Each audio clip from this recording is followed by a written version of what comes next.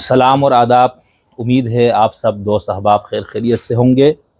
میں شمس الدین حسن شگری آج ایک نئے پروگرام کے ساتھ آپ کی خدمت میں حاضر ہوا ہوں۔ میں نے مختلف مسالک اور مذاہب کے اہل علم کے ساتھ، مختلف فکر، مختلف نظریات رکھنے والوں کے ساتھ پوڈ کاسٹ یا انٹرویو کا ایک سلسلہ شروع کیا تھا، جس کو دوستوں نے بہت پسند کیا، اور اس میں ابھی تک میں مسلمانوں کے مختلف فرقوں اور گروہوں کے اہل علم سے ہی مستفید ہو پایا ہوں۔ دیگر مذاہب کے اہل علم سے بھی میں نے ابھی بات کرنی ہے۔ ان مسلمان گروہوں مکاتب میں سے ایک اہم ترین مکتبہ فکر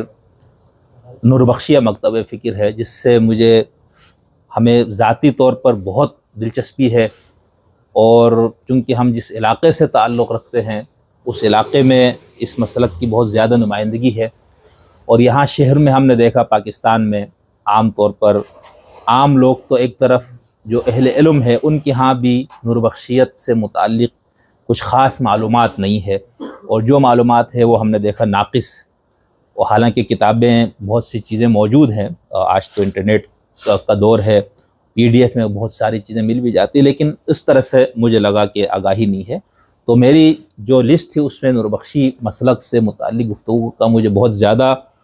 ذاتی طور پر، اور جو لوگوں میں غلط فہمیاں پائی جاتی ہیں اور کچھ ہم خود میں بھی غلط فہمیاں، اس حوالے سے میری شدید خواہش تھی، تمنا تھی، آرزو تھی کہ میں کسی ایسے عالم دین سے بات کروں جو نوربخشیہ مسلک کے اندر جن کا ایک مقام اور مرتبہ ہو، جو صاحب علم و دانش۔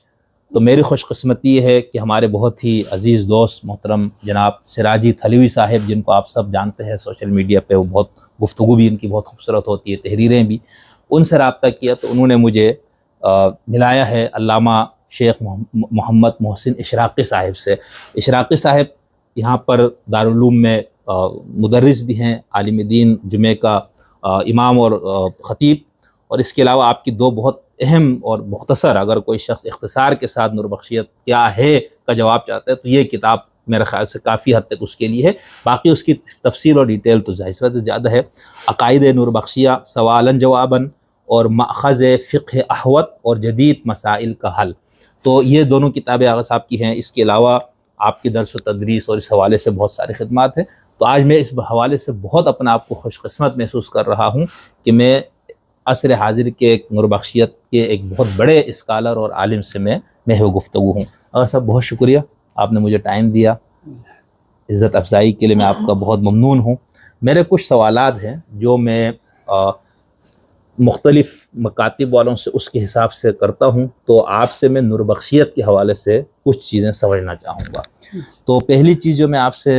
جاننا چاہوں گا، جب ہم چونکہ اسلام کے دائرے میں آنے والے ہم گروہوں کی بات کرتے ہیں، تو ہمارے ہاں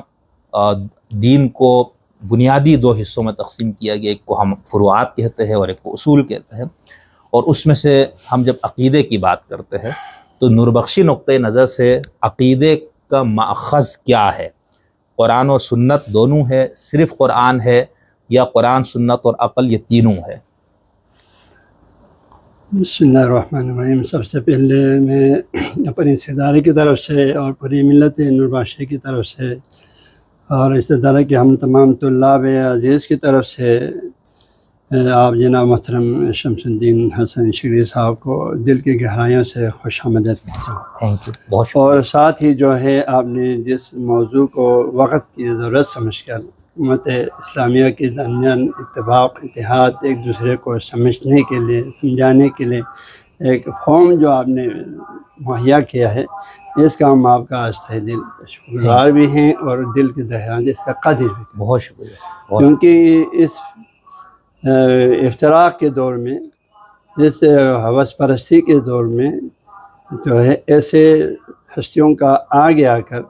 ملت اسلامیہ کو آپس میں نزدیک کرنے کے لیے، ایک دوسرے کو سمجھنے کے لیے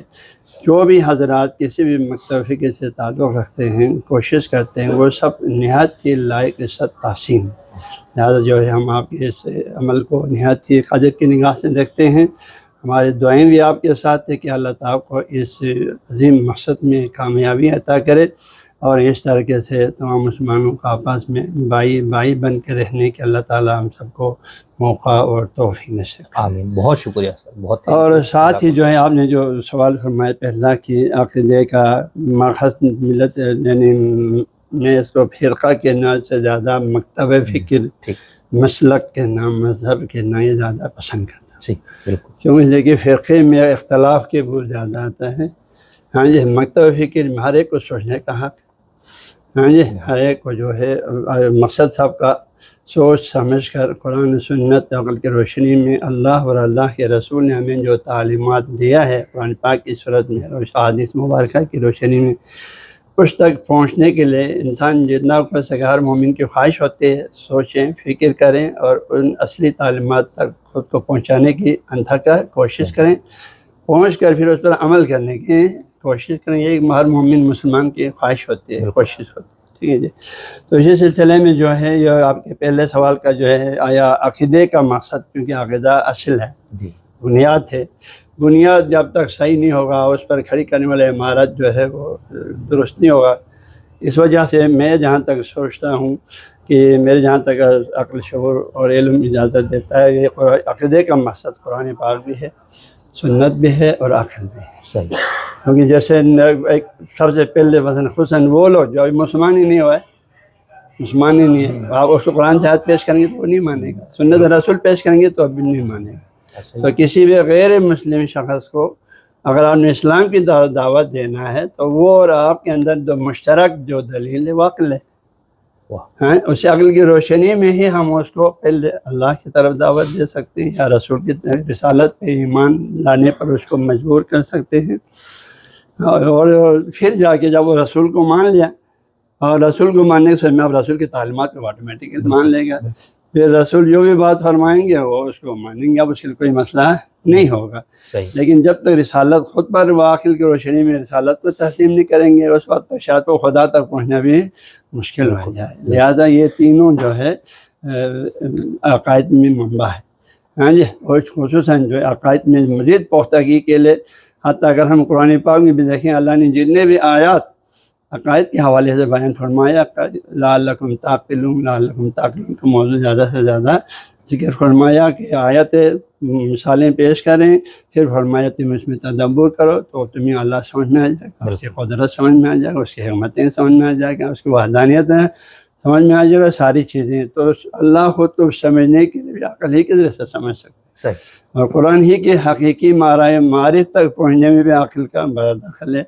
غیر عقل آدمی اس کی عقل کی کمی ہو، کمزوری ہو، تو وہ تمہق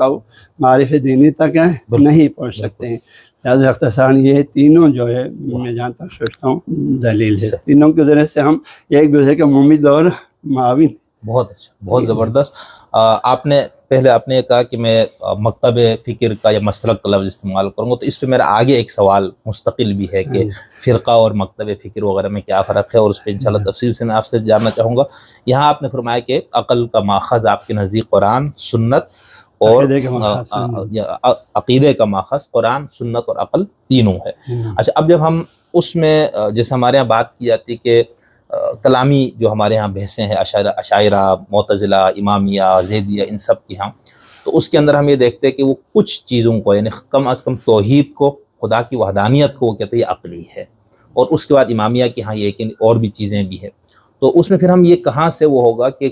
عقائد کی تمام عقائد کی چیزوں کا لیے تینوں مصدر ہے، یا ان میں سے صرف خدا اور آخرت اور نبوت، ان تینوں کے لیے عقل؟ قرآن و سنت کا تو ہوگی، اس میں موجود ہے، باقیوں میں بھی جو ہے نا عقل ایک معاون بن سکتی ہے، صحیح، امامات کو سمجھنے کے لیے بھی ہے نا۔ بھائی جو ہے امام مثلاً معصوم ہونے چاہیے، صحیح، کیوں ہونا چاہیے؟ تاکہ ہم ایک ایسے شخص کی رہنمائی میں چلیں تاکہ وہ غلطی کا شکار نہ ہو، اور ہم ملا چونچا اس کے پیچھے چل سکیں۔ صحیح، ورنہ اگر جو ہے وہ بھی ہماری طرف خطا کار ہو اور پھر ہمیں اللہ حکم کرے کہ وہ جو کہیں اس کے مطابق چلیں بھی، تو پھر وہ کبھی ہمیں غلطی کا حکم کرے گا، کہیں صحیح حکم کرے گا، پھر ہماری زندگی میں خلط ملت ہو جائے گا، اچھے برے سب کا۔ لہٰذا گارنٹی کے ساتھ جو ہے ہاں جی حق اور ہدایت کی رہنمائی کرنے کے لیے جس شخص کو ہم نے رہنما قرار دیا، اور نبی کی صورت میں، معصوم کی صورت میں، نبی امام کی صورت میں، اور اس کو سمجھنے کے لیے ہمیں عقل کی ضرورت ہے. ٹھیک، انہیں کی مدد سے ہم جو ہے ان کی رہنمائی کو تعین کر سکتے ہیں. بالکل ٹھیک، بہت اچھا بہت اچھا. اچھا سر، اگر ہم قرآن مجید میں یا سنت سے ہم جب عقیدہ اخذ کرنے کی بات کرتے ہیں تو کیا عقیدے کے لیے یہ ضروری ہے کہ وہ عقیدہ بالکل وضاحت اور صراحت سے دو ٹوک انداز سے بیان ہوا ہو، اس میں کسی قسم کا ابہام نہ ہو، یا اشارات سے بھی عقیدہ ثابت ہوتا ہے؟ اس سلسلے میں جہاں تک بنداخی کو سمجھ میں آتا ہے وہ یہ ہے کہ چونکہ اس میں اہم چیز ہے قرآن پاک ہے جی، منبع عقائد کو سمجھنے کے لیے، ایک حدیث مبارک ہے. قرآن پاک سے جو ہے اگر ہمیں اشارہ ملتا ہے، صریح نام لے کر نہیں ہے، ہاں جی، اشارہ ملتا ہے، شان نزول ملتا ہے، یہ چیزیں قرآن میں ملتا ہے. پھر اس کی توضیح اگر حدیث مستند حدیث میں مل جائے، ٹھیک، ہاں جی، تو پھر یہ دونوں ایک لحاظ سے نص ہے. صحیح، پھر ہم اس عقیدے کو چیز کو ہم عقیدہ بنا سکتے ہیں. ٹھیک، اس لحاظ سے قرآن میں اشارہ ہو اور قرآن ہی میں نص ہے تو پھر تو کوئی مسئلہ ہے. بالکل نام لے کے کہیں فلاں شخص تمہارا خلیفہ ہے، فلاں شخص تمہارا امام ہے، صحیح، فلاں حیثیت والا نبی ہے، تو پھر ہمیں کوئی مسئلہ ہے نہیں ہے. لیکن قرآن سے اشارات ملتا ہے، جیسے اطیعوا اللہ واطیعوا اولی الامر منکم. اگر احادیث مستند ہمارے پاس مل جاتا ہے کہ اولی الامر سے مراد ائمہ اہل بیت ہے، ہاں جی، تو پھر وہ اس میں جو اشارات ہے وہ یہاں سے واضح ہو گئے. پھر یہ ہمارا عقیدہ بن سکتا ہے، اس کو بنانے میں کوئی مسئلہ نہیں ہے. صحیح، بہترین منبع تو قرآن ہے اور حدیث ہے. قرآن میں اشارات ہے، حدیث سے توضیح ہو گیا، تشریح ہو گیا، بیان ہو گیا. حدیث کی حیثیت یہی نہیں، بیان کی حیثیت ہے، تفسیر کی حیثیت ہے. صحیح. اگر کوئی عقیدے کی چیز قرآن میں بالکل ہی بیان نہ ہو، صرف حدیث ماخذ بن سکتا ہے؟ تو اگر جو ہے اس میں تو یہ کہ ہم حدیث کو کس حیثیت سے دیکھتے ہیں، ہے نا، حدیث کو ہم کس حیثیت سے دیکھتے ہیں. اگر حدیث جس طرح جو آیت مجیدہ ہے، اللہ نے فرمایا وما ينطق عن الهوى ان هو الا وحی یوحی، اللہ بھی جو کچھ فرماتے ہیں اللہ کے وہی سے فرماتے ہیں. اور حدیث کے بارے میں بھی تو یہی ہے، حدیث وہی الہی سے، وہی الہی ہے. منتہا قرآن کا حصہ نہیں ہے. حدیث کے بارے میں جو علماء نے جو تشریح جو ہمیں ملتا ہے وہ یہ فرمایا اس میں معنی اللہ کی طرف سے ہے، الفاظ پیغمبر خاتم صلی اللہ علیہ وسلم نے لوگوں کے اپنے مخاطبین کے فہم و فراست کے لحاظ سے آپ نے اپنے الفاظ کے سانچے میں بیان کیا. وہی خفی کہا جاتا ہے، وہی خفی کہا جاتا ہے. یا غیر مطلوب. جب یہ وہی ہے، وہی خفی ہے، وہی الہی کی بنیاد پر آپ نے فرمایا اور ہمیں ثابت ہو جائے. آج کل حدیث کے باب میں جو مشکلات ہیں نا، ان میں ثابت ہو جائے ہاں یہ واقعی حدیث رسول ہے، پھر ہمیں کوئی رائے فرار نہیں ہے، ورنہ ہم حدیث کی حجت سے انکار ہونے لازم ہو جائے گا. بالکل، مجھے سمجھ میں آتا ہے. بہت اچھا، بہت اچھا.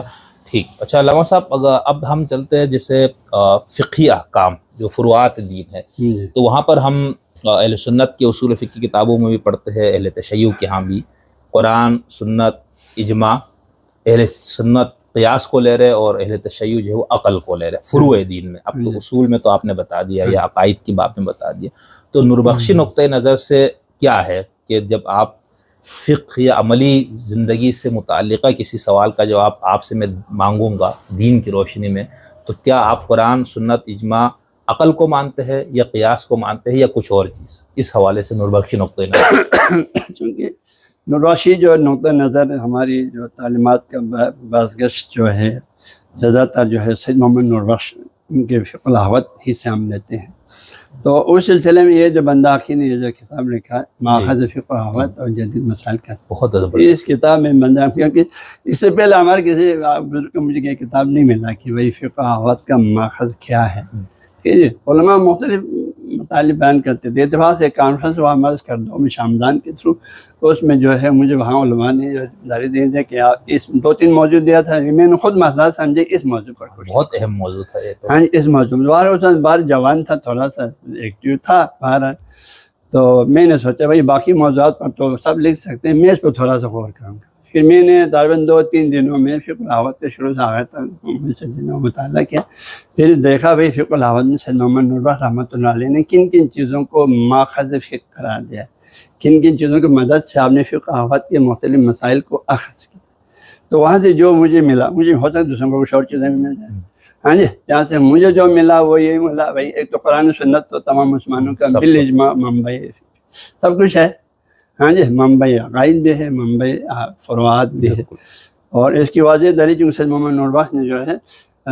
تقریباً اکثر ابواب کے شروع میں اسی باب سے مربوط آیات الہی ذکر کیا. باب طہارت میں طہارت کے وضو سے متعلق غسل مطابق آیات شروع میں لائے، پھر اندر مسائل بیان کیے۔ باب صلاۃ میں اقیم الصلاۃ وغیرہ آیتیں لائے۔ باب زکوٰۃ میں زکوٰۃ کی ہدایت، باب جہاد میں جہاد کہتے ہیں، اس طرح باب حج میں حج کے آیات وہ ذکر کیا۔ تو اس سے معلوم ہوتا ہے کہ قرآن کے آپ کو منبع ہونے میں کوئی مسئلہ نہیں ہے۔ پلس جو ہے جان خوش احباب کے بارے میں آپ نے احادیث ذکر کیا شروع میں،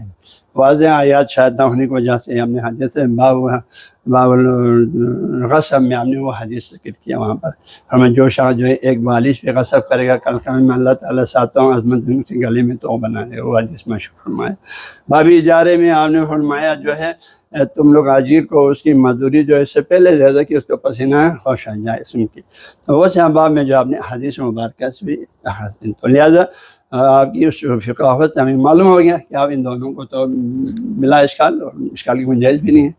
ہے نا جی، اس وجہ سے۔ باقی جو ہے اجماع کا کیا ہو؟ اجماع کے بارے میں جو ہے سید محمد نور بخش کی فقہ میں جو ہے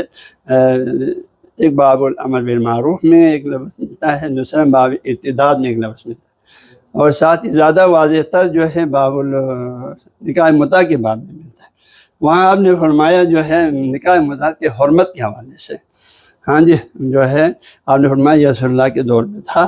اور جاری ہے، شائع صائغ کا لفظ استعمال کیا، پھر بعد میں جو ہے یہ منع ہوا ہے۔ پھر آپ نے فرمایا کچھ علماء فرماتے ہیں کہ یہ اجماع سے ہوا ہے، منع منع اجماع سے ہوا، تو آپ فرماتے ہیں یہ جو ہے یہ دلیل درست نہیں ہے، کیونکہ بہت سے اکابر و من نے اس چیز کو اسی زمانے میں ہی اس کو حلال سمجھتے تھے، جائز سمجھتے تھے،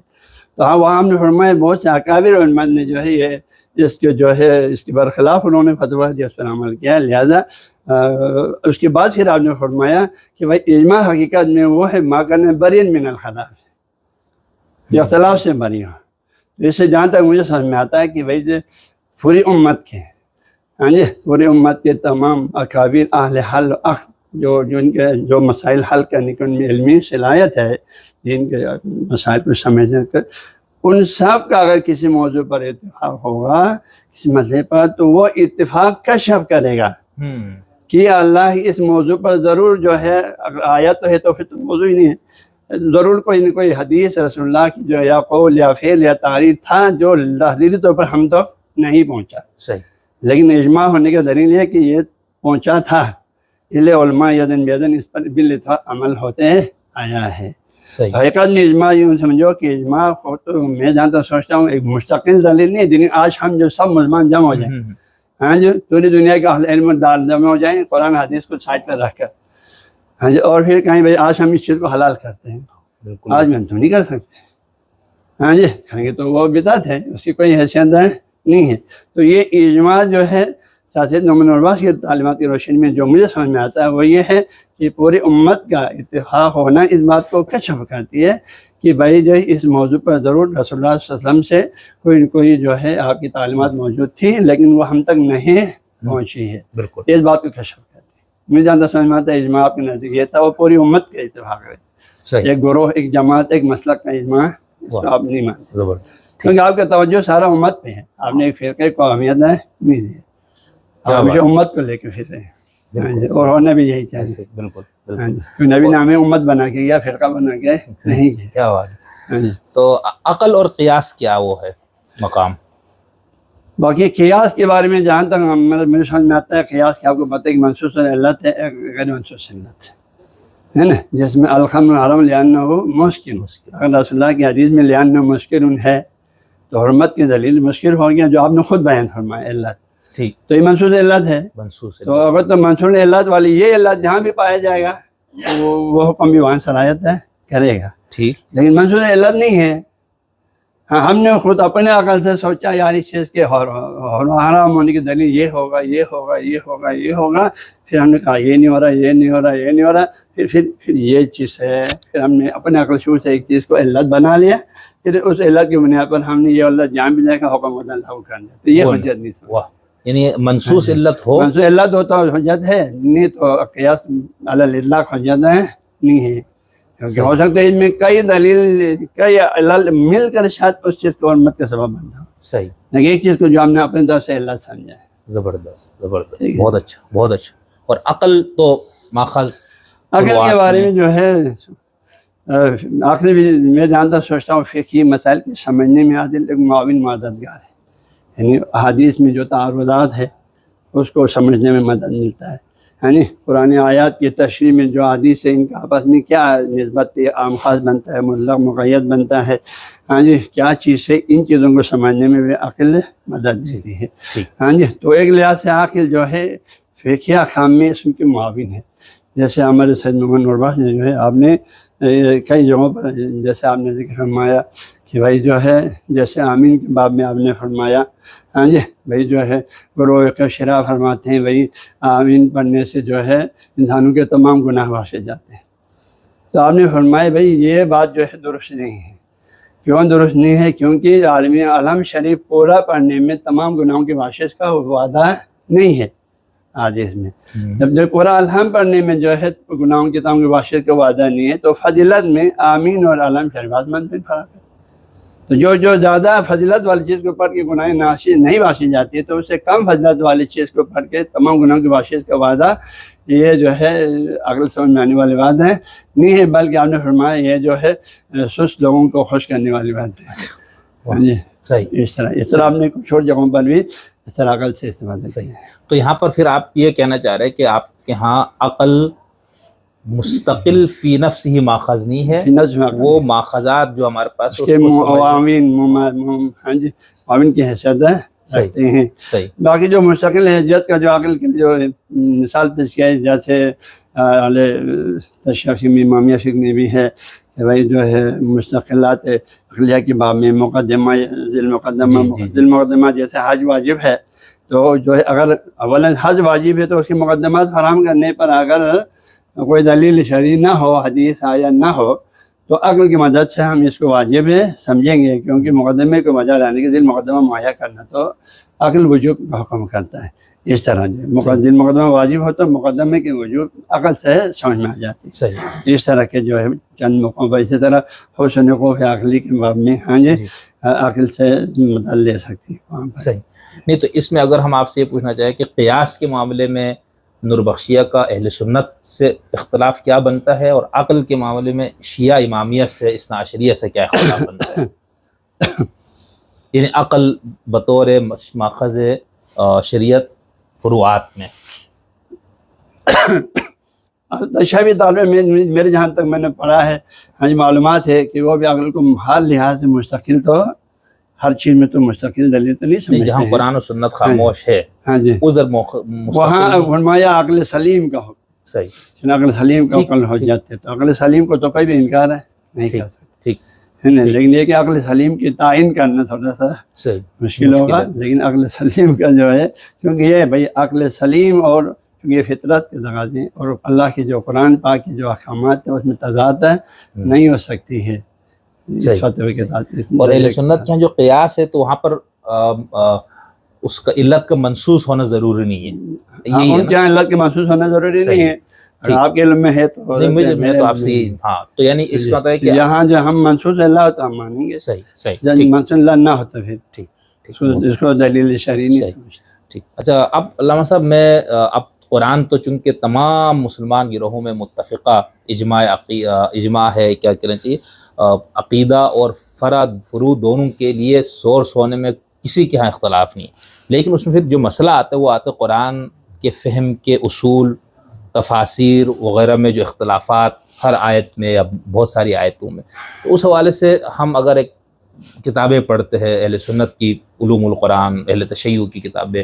تو اس میں وہ فہم قرآن کے کچھ اصول دیتے ہیں، تو اس حوالے سے اگر ہم نوربخشی نقطۂ نظر سے آپ سے پوچھنا چاہیں کہ بھئی ہم قرآن کے فہم کے لیے کچھ چند یا اس پہ تو پوری بہت لمبی گفتگو ہو سکتی، ایک تو وہ، اور دوسرا کیا آپ ہمیں کسی ایسے تفسیری ذخیرے کی طرف رہنمائی کر سکتے ہیں کہ ہم یہ کہیں کہ بھئی یہ نوربخشی ذخیرہ تفسیر ہے، اس طرح کی کوئی چیز ہے؟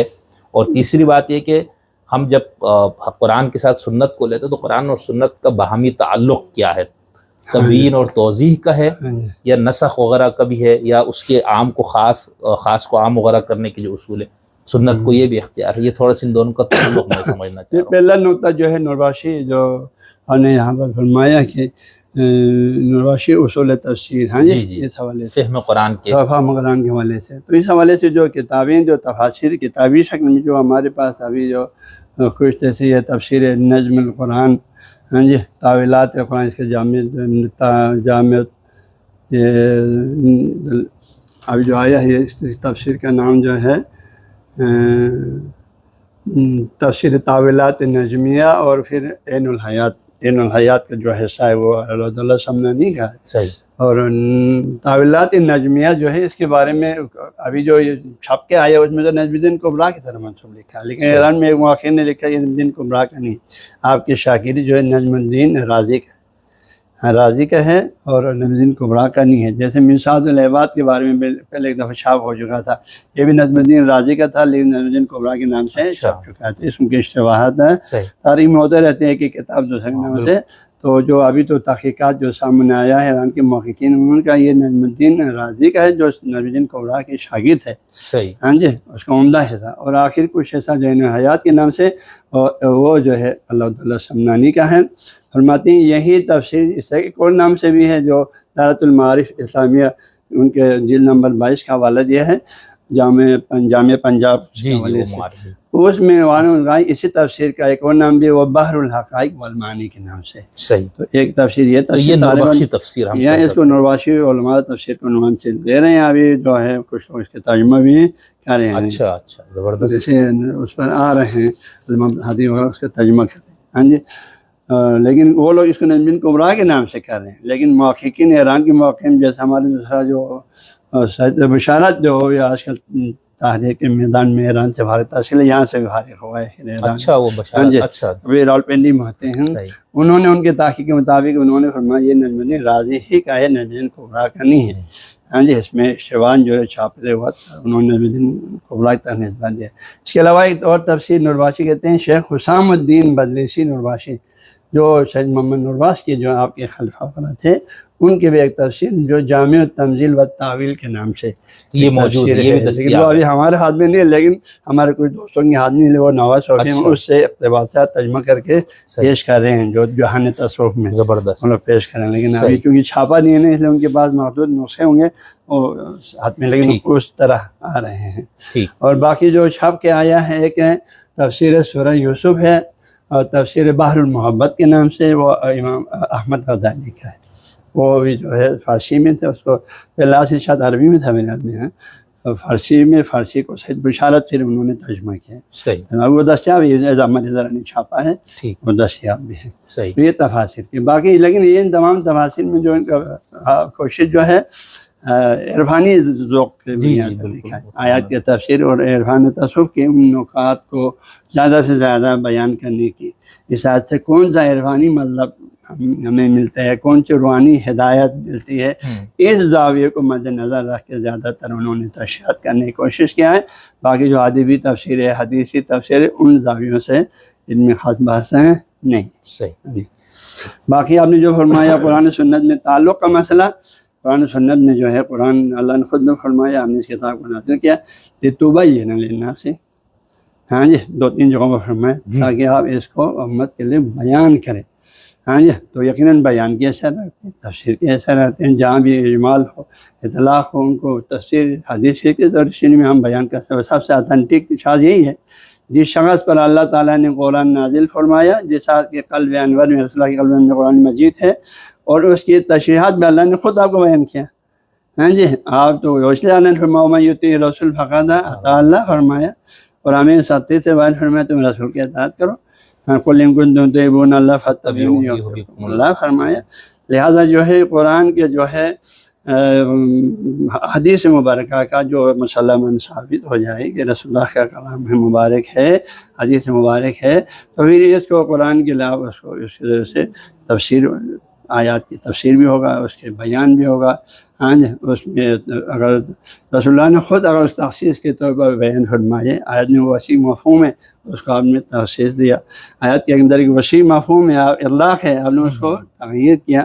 تو یہ تو حق حدیث کو لینا چاہیے، ورنہ حدیث کا فائدہ ہے صحیح نہیں، اس کی حجت ماننے کے تو ہمیں کوئی فائدہ نہیں ہوگا۔ اور ہمارے عملی زندگی میں دیکھو قرآن کا نماز پڑھو، لیکن نماز کے سارے ارکان، سارے واجبات، سارے سنتیں تو قرآن میں بیان نہیں ہوا، وہ کہاں بیان ہوا؟ رسول اللہ کے حدیث میں بیان ہوا۔ بالکل ہاں جی، زکوٰۃ دے دو، اللہ نے فرمایا نا کہ نصاب کیا ہے، ہاں جی، سونے پر نصاب کیا ہے، چاندی پر نصاب کیا ہے، جانوروں پر نصاب کیا ہے، غلات کا نصاب کیا ہے، وہ کچھ بھی قرآن میں نہیں ہے۔ اب وہ سارے تفصیلات کیا ہے، زکوٰۃ کی مفہوم سے اطلاق کو وہ سارے حدیث بیان کر رہے ہیں تاکہ ہم اس میں بالکل جو ہے بہراوی کے شکار نہ ہو جائیں۔ ہم اپنے زکوٰۃ دے دیں، بس کچھ بھی دے دیں، تھوڑا دے دو، زیادہ اپنی مرضی پر نہیں چھوڑا، ہم نے بیان فرمایا، اور امت نے اسے فقہائے اسلام نے اپنے کتابوں میں نصاب بھی بیان کیے، ہاں جی، اور ساری چیزیں توضیح دیا، تمام جزیات انہوں نے احادیث ہی سے لے کر بیان کیے ہیں۔ تو لہٰذا قرآن جو ہے احادیث کے لیے، احادیث مبارکہ قرآن آیات کے لیے مخصص کی حیثیت بھی رکھتے ہیں، مفسر اور بیان کی حیثیت بھی رکھتے ہیں، اور ساتھ ہی جو ہے اطلاق ہوتا ہے خیر کی حیثیت بھی رکھتے ہیں۔ ناسخ ہاں جی، باقی ناسخ کا تھوڑا سا مجھے اس کے بارے میں اتنے واضح نہیں ہے کہ حدیث قرآن کے ناسخ بنے، کیونکہ قرآن کا حکم اللہ ہی ناسخ کر سکتا ہے، کیا حدیث ناسخ نہیں کرے گا۔ صحیح یا تو مجھے سمجھ میں آتا ہے۔ صحیح ٹھیک ہاں جی، البتہ کچھ علماء نے، جیسے امیر گمبھیر کی بھی کتابیں ہیں، ایک وقت ایسا تھا علماء نے سنگت اور جو ہے جو مخصص ہے نا، ان کو انہوں نے ناسخ کا لفظ بھی استعمال کیا ہے، وہ الگ بات ہے۔ جی بالکل وہ الگ، جیسے امیر کبیر کی بھی ایک رسالے ناسخ منسوخ، اس میں بھی جو مخصصات ہے قرآن میں، جیسے حدیث نے جیسے نماز پڑھے بولا، اس طرح ان کو تخصیص سے، ان کو ناسخ سے تعبیر، بالکل، لیکن وہ ایک اصطلاح میں فرق ہو گیا۔ ایک بات وہ اصطلاح تھا، لیکن وہ حقیقت میں ناسخ نہیں ہے نا۔ آیت میں اندر وسیع مفہوم تھا، اور اس کو جو ہے ہمارے اوپر چھوڑیں تو ہم اس کو کیا کیا معنی لیتے ہیں، ہے نا، کیا کیا معنی لیتے ہیں، عجیب سا ہو جاتا ہے۔ لیکن اللہ کے پیارے نبی جو ان تمام چیزوں کی حقیقت کو جانتے ہیں،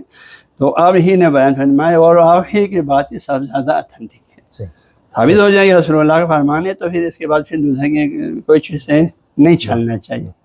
اسی لیے ہم جب علوم قرآن کی کتابوں پڑھتے ہیں کہ نسخ آیت کی تعداد تو متقدمین کے ہاں بہت زیادہ، تو اس کی توجہ وہ یہ دیتے ہیں کہ وہاں نسخ اس تخصیص وغیرہ کے بالکل اس وجہ سے اس کی تعداد زیادہ ہو جاتی ہے۔ لیکن اب جس سے آیا تھا وہ سورہ بقرہ میں جہاں وصیت کا جو حکم ہے، کتب علیکم الوصیہ اذا حضر احدکم الموت الوصیۃ للوالدین والاقربین حقا علی المتقین۔ ایک تو یہ بہت تاکید ہے، کتبہ سے شروع ہوا، اینڈ حقا علی، اور پھر سورہ النساء میں جہاں وراثت کی تقسیم کی آیات ہے، وہاں پر ہر تقسیم کے حصہ بتانے کے بعد کہا کہ من بعد وصیۃ توصون بها او دین، یعنی وصیت سے پہلے عمل ہوگا، پھر دین، پھر وراثت۔ اب وہ ہم پڑھتے ہیں، اور یہ حدیث شیعہ سنی دونوں مصادر میں ہمیں مل جاتی ہے کہ لا وصیۃ لوارث۔ تو اب اس پہ وہ کہتے ہیں کہ اس حدیث نے آیت کو منسوخ کیا، تو یہ کیا کوئی صحیح مثال ہے نسخ کی؟ یہاں پر بھی یہ تخصیص کا وہ جہاں تک سمجھتا ہے یہ بھی ایک تخصیص ہے، صحیح، ناسخ نہیں ہے، ناسخ نہیں ہے، ناسخ نہیں ہے، بلکہ جیسے تفسیر نمونہ میں انہوں نے بحث کی، جہاں تک مجھے آتے فرماتے ہیں اس میں بعض جگہوں پر وصیت کی ضرورت پڑتی ہے وارثین کے لیے بھی۔ ہاں جی، جیسے میں نے ایک بیٹے نے آپ کو بہت زیادہ خدمت کی ہے نا جی، دوسرے بیٹے نے آپ کو دیکھا ہی نہیں، خیال ہی نہیں رکھا، تو والد تو وارث ہے، دونوں وارث ہے، دونوں بیٹا ہے، باپ کی فوجی دونوں بار بار ملنا چاہتا، لیکن باپ نے کہا اس بیٹے کو تھوڑا سا زیادہ دے دو، تو کیا یہ غلط کام کیا؟ وصیت ہے، جس وصیت کو پورا کرنے کو مجھے ان میں سے یہ بھی وصیت ہے نا۔ یا ایک بچہ عاقل بالغ، آپ نے اس کی پڑھائی وغیرہ پہ کافی، ایک دوسرا ہی بالکل بچہ ہے، اور اس صورت میں بھی مسئلے دیکھنے والا نہیں ہے، بہت سی چیزیں کوئی خدا نخواستہ معذور ہے۔ ایسے جیسے ہمارے یہاں ایک یہ بات ہے نا، مثلا ایک باپ ہے، اس کے دو بیٹے ہیں، ایک بیٹا ہے، اس کے پھر بچے بھی ہیں، ہاں جی، دونوں بیٹوں کے بچے بھی ہیں، لیکن ایک بیٹا جو ہے وہ باپ کے حیات میں فوت ہو گیا، باپ ہے، اس کے ایک بیٹا ہے اور دوسرے پوتے ہیں، ہاں جی۔ اب جو ہے اگر باپ جو ہے وصیت نہ کریں، ہے نا، وصیت نہ کریں تو پوتے کو کچھ بھی نہیں ملے گا، اگر آپ کے ہوتے ہوئے آباد کو کچھ نہیں ملے گا۔ تو یہاں ایسے موقعوں پر تو وصیت کرنا چاہیے تاکہ وہ بیچارہ بالکل فتح انداز نہ ہو جائے، فقیر نہ ہو جائے، خصوصاً جب چھوٹا ہے تو اس کی زندگی بالکل مشکل میں نہ بن جائے، معاشرے کے لیے بوجھ نہ بن جائے۔ ایسے موقع پر وصیت کریں گے، وہ خطر رکھتے ہیں اپنی وصیت جس طرح چاہیں، ہاں جی، وصیت میں ایک تہائی میں تو وصیت سب کے نزدیک جائے، وہ تو ہے نا، ایک تہائی میں تو کر سکتے ہیں، لیکن اپنے حیات میں وہ دے دیں، جب ابھی مریض ہی نہیں ہے تو زندہ دینا چاہیں وہ بھی دے سکتے ہیں، وہ تو ہبہ وغیرہ کی صورت میں دے سکتے ہیں، یہاں وصیت بھی کر سکتے ہیں اس پوتے کے لیے، صحیح ہے نا۔ وصیت مکمل طور پر یہ بات جو وارثین کے لیے کوئی وصیت نہیں ہے، تو یہ ولو ایک مرتبہ بات کا ہے، لیکن اگر وہ وصیت نہیں کریں گے تو اس کے ذریعہ کی زندگی پھر کیا ہو جائے گا؟ صحیح، خود چھوٹا ہو تو کمانے کے قابل ہے نہ ہو، صحیح، تو ایسے جگہوں پر تو ٹھیک۔ اچھا دوسرا، ہم جب آپ جیسے حدیث کو بھی آپ ماخذ شریعت مانتے ہیں، تو ہم جب مسلمان فرقوں کو دیکھتے ہیں تو اس کے اندر ہمیں اہل تشیع اثنا عشری امامیہ کے ہاں احادیث کا بہت ذخیرے مل جاتے ہیں، اصول اربعہ کے علاوہ بھی وسائل اور یہ سب اہل سنت کے ہاں سیاح کی ستہ اور اس کے علاوہ بہت ساری حدیث کے مجموعے ہیں، زیدیہ کے ہاں بھی احادیث کا مجموعہ ہے، اور عباضیہ والوں کا بھی ایک مل جاتا ہے۔ تو پھر ہم نوربخشیہ کے ہاں جب دیکھتے ہیں تو وہاں تو ہمیں باقاعدہ کوئی ایسا ذخیرہ حدیث موجود نہیں ہے جس کو ہم یہ کہیں کہ نوربخشی ذخیرہ حدیث ہے۔ تو آپ لوگ اس عقیدہ یا فروع کو بیان کرتے جب حدیث سے استناد کرتے ہیں تو پھر کدھر کون سے والے اس فرقے کے حدیثوں کے ذخیرے کی رجوع کرتے ہیں، یا اہل نوربخشیوں کے ہاں بھی احادیث کا کوئی ذخیرہ ہے؟ تو محترمہ کی جو ہے انتہائی یقینی بات ہے، اہم سوال ہے، ہاں جی، اور ایمانداری سے میں جواب نہیں دوں تو ہمارے پاس الگ ہمارے نام سے روشی نام سے تو کوئی ذخیرہ حدیث ہے نہیں ہے، صحیح، وہی فلاں بزرگ نے یہ چیز ذخیرہ مطلب چھوٹے موٹے ہیں، جیسے امیر کبیر رحمۃ اللہ علیہ کے حدیث بہت سے اعتقادات جو معدل قربہ والا ہے، پورا حدیث ہے 252 حدیث جو کہ باقی عالم اسلام کی حدیث کتابوں سے لیا ہوا ہے، ٹھیک ہے جی۔ سر دوسرے چھوٹے حدیث ہیں، اور آپ نے ابھی جو چھپ کے آیا پہلے سے ہی تھا روضۃ الفردوس، جیسے یہاں انہوں نے رکھا ہوا ہے، یہ طالباً اس میں 1200 کے قریب حدیث ہے، ہاں جی، اور یہ حدیث انہوں نے مسند الفردوس دہلوی سے لیا گیا، خود نے بھی کہا ادھر سے خلاصہ کیا، لیکن ان کا اپنے مستقل تو نہیں ہو، خود نے ڈائریکٹ جو ہے حدیث پر کام کر کے عرب ان جگہوں پہ جا کے جو ہے تحقیقات کر کے حدیث کا ایک مجموعہ مستند جمع کیا، ایسا ہمارے پاس نہیں، صحیح، ٹھیک ہے جی۔ لیکن یہ ہے کہ بھئی آیا پھر تو کیا ہمارے بزرگان نے حدیث سے استفادہ نہیں کیا؟ استفادہ کیا، امیر کبیر کی آپ جتنے بھی کتابیں دیکھو حدیثوں میں استفادہ کیا، ظاہر مولا حدیث سے پر ہے، ہر باب میں نماز ہو 10 باب ہے، سب میں حدیث سے لیا گیا ہے۔ اس طرح سید محمد نوربخش نے بھی فقہ میں حدیث سے استفادہ کیا ہے، باقی اخلاقی باب میں تصوف کے بہت سے موضوعات میں انہوں نے حدیث سے استفادہ کیا ہے، ٹھیک، ہاں جی، حدیث سے استفادہ کیا ہے۔ اور ہم جب ان کو تحقیقات دیکھتے ہیں تو حدیث انہوں نے عالم اسلام کے سارے فرقوں سے، یعنی عمومی طور پر جو ہے عامہ خاصہ دونوں سے لیا ہے، دونوں کی مجامع سے لیا ہے، صحیح، دونوں کی مجامع حدیث سے لیا ہے، جو ان کی علمی اپنی اصطلاحات کے لحاظ انہوں نے نازل کو جو اس کو معیار اترتا دیکھا، صحیح سمجھا، انہوں نے ان کو اپنی مدعا کے لیے دلیل کے طور پر پیش کیا، حدیث مبارکہ کو، ہاں جی، پیش کیا ہے، اور اس میں صرف ایک کتاب کے ساتھ خاص ہے نہیں، ٹھیک، ہاں جی، اصول اربعہ سے بھی لیا ہے، سیاستہ سے بھی لیا ہے، دونوں سے لیا ہے، ہاں جی، اور جو ان کے علمی زاویے سے انہیں صحیح سمجھتا تھا وہ دونوں سے لیا، ایک کے ساتھ خود کو چپکا کے نہیں رکھا ہے، صحیح۔ اور ائمہ علیہ السلام کی جو ہے حدیث سے بھی استفادہ کیا، جیسے سید محمد نوربخش کی کتاب فقہ العہد میں باب العتق میں، باب العتق میں آپ نے جو ہے غلام آزاد کرنے کے لیے کیا صحیح الفاظ ہونے چاہیے، ہاں جی، کہ میں نے تو آتا تو کا بول کر کہتے نہیں، کنایے سے بھی آزاد ہو جاتی ہے۔ پھر وہاں مولا علیہ السلام کے کلام آپ نے وہاں پر نقل کیا، آپ نے قمبر کو آزاد کرتے فرمایا، یہ قمبر جو ہے کل تک تم میرا تھا، اب میں نے آپ کو اس ہستی کو ہیبہ کیا جس نے مجھے آپ کو عطا کیا، اور سے تلیوم جو ہے مثلی، آج تم مجھ جیسا آزاد ہو گئے۔ تو وہاں علیہ السلام کے کلام کو ذکر کیا کہ آپ جو ہے اشاروں میں بھی کنایوں میں بھی آزاد غلام عتق آزاد کے صیغے جاری کر سکتے ہیں، وہاں علیہ السلام کے کلام کو پیش کیا ہے، صحیح، ہاں جی، لہٰذا جو ہے سب سے لیا ہے عالم اسلام کے دونوں مکاتب سے۔ میں جو ہے اپنے طالب علمی دور میں ایران میں جب ہم لوگ پڑھ رہے تھے، میں نے بہت پہلا بھی اس کتابچے میں بھی میں نے تھوڑا اس باب میں تھوڑا لکھا ہے، جو میرے ذاتی سوچ جو میں نے بزرگان کی ان کتابوں میں دیکھا، انہوں نے عالم اسلام کی تمام حدیثی کتابوں سے انہوں نے لیا ہے، مطالب لیا ہے۔ تو میں نے باقاعدہ جو ہے اپنے وہاں کے خانقاہ معلّہ ہے یا یہ تو علمی محافل میں بولتا تھا بھائی مسلمانوں کو جو ہے یہ کتب اربعہ یا سیاستہ نہیں بولنی چاہیے، یا جو ہے اصول عشرہ بولنی چاہیے، یا صحت اشیاء عشرہ بولنی چاہیے۔ کیوں؟ اس لیے کہ بھائی اگر یہ اس میں جو حدیث ہے آپ پیغمبر صلی اللہ علیہ وسلم کی ہے تو سب کے لیے حجت ہے، پیغمبر صلی اللہ علیہ وسلم کی نہیں ہے کسی کے لیے حجت نہیں، پھر ہم کتاب کو کیوں تقسیم کر کے دے دیں؟ آپ کے پاس حق ہو، میں حق کو چھوڑ کر میں اپنے آپ میں کام لے لوں، میں قیاس کے پیچھے کیوں جاؤں جب آپ کے پاس پیغمبر کا کلام ہے؟ میں استحسان کی طرف کیوں جاؤں جب پیغمبر کا کلام آپ کے پاس ہے؟ آپ بھی تو میرے مسلمان بھائی ہے، آپ کو بھی اسلام سے محبت ہے، آپ کو بھی دین سے محبت ہے، آپ بھی اسی اسلام تک پہنچنا چاہتے ہیں، آپ بھی اسی حق تک پہنچنا چاہتے ہیں، ہم نے تقسیم کر دی۔ پیغمبر نے تو تقسیم نہیں کیا نا، کیا کیا؟ اللہ کے نبی نے نہیں کہا، ایمان نے بھی نہیں کیا، کسی نے بھی نہیں کیا، ہم کر رہے ہیں۔ صحیح۔ ہم مسلمان جو ہے پتہ نہیں ہمیں درمیان یہ ساری دشمنیاں نفرت کیسے آ گیا، اللہ ہی بہتر جانتا ہے۔ حکمرانوں کا اثر تھا، شیطان کا تھا، کیا تھا، ہماری جہالت تھی، اللہ ہی بہتر جانتے ہیں۔ یہ سب چیزیں ہاں جی، ہوتے عوامل اس میں داخل ہو سکتی ہیں، لیکن یہ کہ میں نے اس وقت کہا، ابھی میں نے بھی یہاں اس میں بھی لکھا ہے کہ بھائی جو ہے حدیث ہم یہ نہیں دیکھیں حدیث کا کاتب کون ہے، اس کتاب کو کس نے جو ہے سنبھال کے رکھا ہے، لیکن یہ کہ حدیث اگر تحقیقات، علمی تحقیقات کی روشنی میں رسول اللہ کا ہے، ہم نے فرمایا ہے، ہاں جی، اس پہ یوں ظن غالب بھی ہو گیا تو یہ سب کا ہے، کیونکہ اللہ کا حکم کیا ہے، اطیعوا اللہ و اطیعوا الرسول سب کے لیے، بالکل۔ ہاں جی، آپ کے رسول اللہ کا مستند حدیث ہے تو پھر جو ہے صرف آگے جو ہے رشید الدین حسن کے پاس بول کے میں کیوں انکار کروں، کہتے میں نے اب گمراہی کیا، ٹھیک ہے جی۔ تو یہی چیز جو ہے، لیکن اگر وہ حدیث نہیں ہے، ایسے جو ہے گڑی ہوئی باتیں ہو تو کسی کے لیے بھی حجت نہیں، بالکل۔ ہاں، اور حدیث میں یہ چیزیں جو ہے، اس لیے حدیث میں جو اقسام ہو گیا، صحیح ہو گیا، سند ہو گیا، مسند ہو گیا، مرسل ہو گیا، ہاں جی، ضعیف ہو گیا، یہ ساری چیزیں،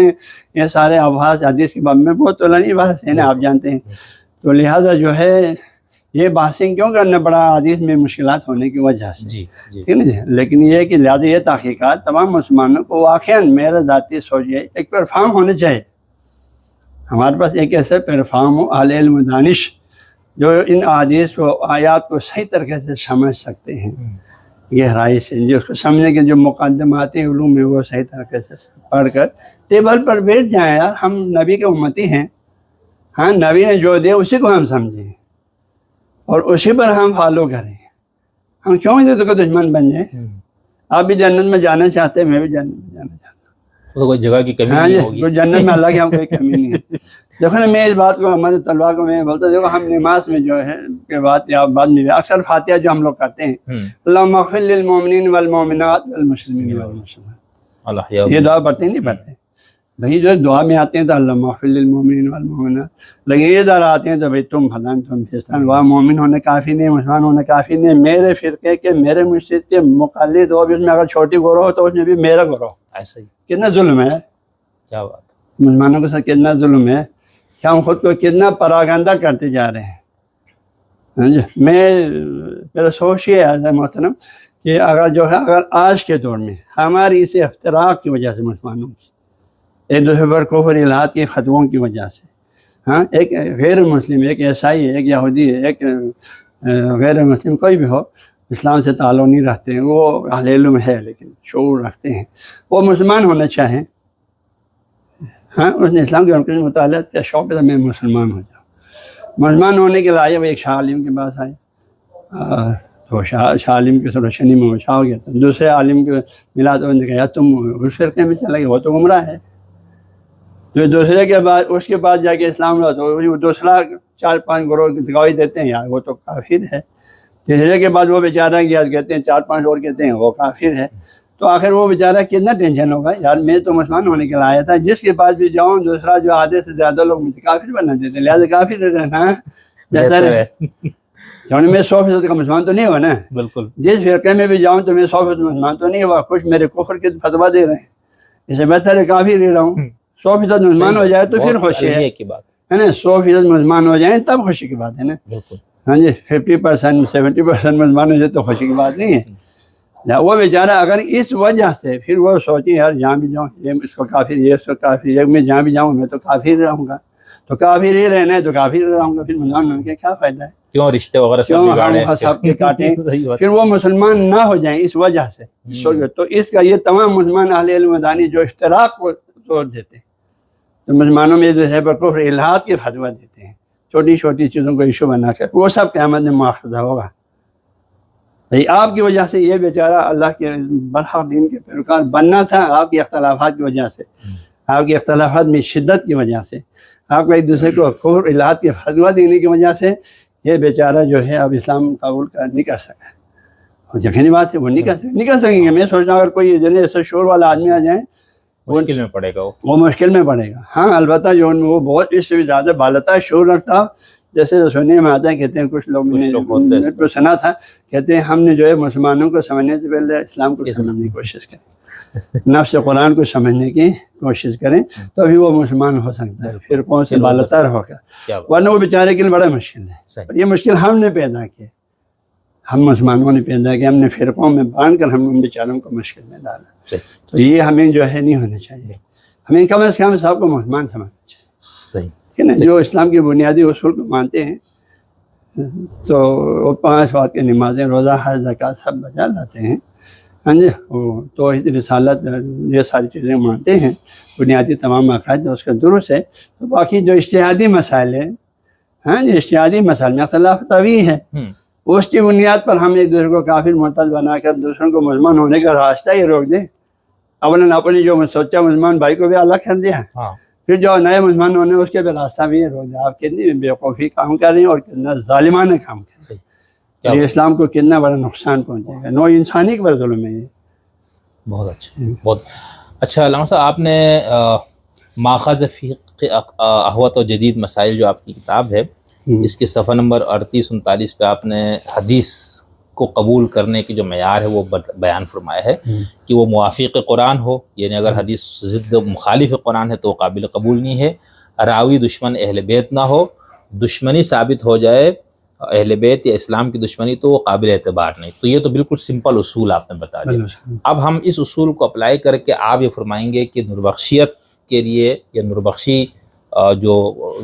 مکتب سے تعلق رکھنے والے، وہ اس اصول کو اپلائی کر کے جو بھی ہمارے پاس ذخیرہ ہے احادیث اس سے استفادہ کیا جائے. یعنی اس کو یعنی علیہ السلام کے بعد جو بھی ذخیرہ حدیث ہے سب سے اس ہم استفادہ کر سکتے. اور یہی 3 اصول آپ نے بہت جو مجھے سمجھ میں آتا ہے وہ نہیں. بالکل خیر. یہ میں نے کسی سے مشورہ بھی نہیں کیا اپنے علم اپنے سمجھ میں، کیونکہ اس موضوع پر ہمارے پہلے سے کوئی کتاب لکھا ہوا نہیں تھا نا. صحیح. تو میں نے اپنے سوچ نہیں بہت اچھا ہے. تو میرے سوچ میں خطا بھی ہو لیکن میں ابھی بھی اسی پر ڈٹا ہوں. بالکل خیر الکلام ما قل ودل کے بعد بالکل زبردست آپ نے بالکل ٹھیک. اچھا، وہ اجماع پہ تو آپ نے بتا دیا، اس پہ میں نے، اور عقل پر بھی میرے خیال سے اچھی گفتگو شروع میں ہو گئی. اس میں جو میں نے کچھ ایسے سوالات رکھے تھے کہ جس کے اندر یہ تھا کہ اصول دین میں ماخذ تو آپ نے صراحت سے بتا دیا ہے، اور فروعات میں بھی، یعنی عقل نوربخشی نقطۂ نظر سے اس کا اصول اور فروع دونوں میں کیا مقام ہے اس کی وضاحت. اگر آپ اس پہ کوئی مزید کوئی توضیح کرنا چاہے تو کر دیجئے، میں نہیں تو میں آگے چلوں. مزید توضیح کی ضرورت نہیں ہے میرے یاد. ٹھیک. اور اسی طرح مزید شوق چاہتے ہیں اس میری کتاب سے استفادہ کریں جو .com پہ 365 پہ ہے. بہت ہی زبردست کتاب ہے اور بہت مختصر. یعنی کوئی بندہ ایک ہی مجلس میں بیٹھ کے پوری کتاب اگر پڑھ لے، اور مطلب اس کو بنیادی اصطلاحات وغیرہ سے آگاہی ہو. یہ میں اللہ کا شکر کرتا ہوں، میں نے یہ چیزیں لکھ کے یہ جو مجھے یہ رسالہ میں نے اس سے پہلے ہمارا ایک رسالہ تھا نا ماہانہ، صحیح، طبیان کے نام سے، اس میں بھی یہ پورا چھاپا تھا. اور نوائے صوفیہ میں بھی جو ہمارے دوسرے برادران چاہتے ہیں اس میں بھی یہ چھاپا. صحیح. ان دونوں چھاپنے کے بعد پھر یہ چھاپا ہے. صحیح. ہاں جی. اور اس پر جو ہے صرف نوائے صوفیہ میں اس میں انہوں نے، میں نے جو عقل لکھا تھا معنی میں، انہوں نے اس کے اوپر اس کے چینج کر کے قیاس کیا تھا. اچھا، وہ چینج کیا تو میں نے ان کو لکھا بھائی آپ لوگوں کو ہماری مقالہ پسند نہیں ہے تو نہیں چھاپ. یہ تو لیکن آپ جو ہے ایک علمی سے ہم بنیادی باتیں ہیں، اس کو آپ کو جو چینج کرنے کا آپ کو حق ہے نہیں رکھتا ہے. تو اس پر انہوں نے جواب دیا تھا، جو ہے معقول جواب تو نہیں تھا، یا ہمارے ادارے کے کاموں کے ضد میں آگے کانٹا ہے بولا. تو وہ ادارے کے کاموں کے ضد کیا، وہ ضد تھا کہ وہ کیا تھا مجھے سمجھ میں نہیں ہے. اللہ بہتر جانتا. تو آپ کی یہ کتاب اور باقی ساری کتابیں بھی نوربخشی آپ لوگ اگر گوگل پہ لکھیں گے تو اس ویب سائٹ پہ ہے. لیکن کچھ لوگوں کو ترجیح ہوتی ہے ذرا ہاتھ پہ کتاب، تو اس کے لیے اگر میں کوئی نمبر وغیرہ آپ سے لے کے ان کو دے دیتا ہوں اپنے چینل پہ، تو اگر کوئی رابطہ کرے، یہ 2 کتاب تو میرے پاس ہے نہیں، جیسے اگر کوئی آپ یہاں سے منگوانا چاہے پاکستان کے کسی بھی علاقے میں تو اس کو یہاں سے آپ لوگ بھیج دیتے ہیں. بھیج دیتے ہیں. ٹھیک. اچھا. اب اس میں ایک اور چیز جو میں نے شیعہ سنی دونوں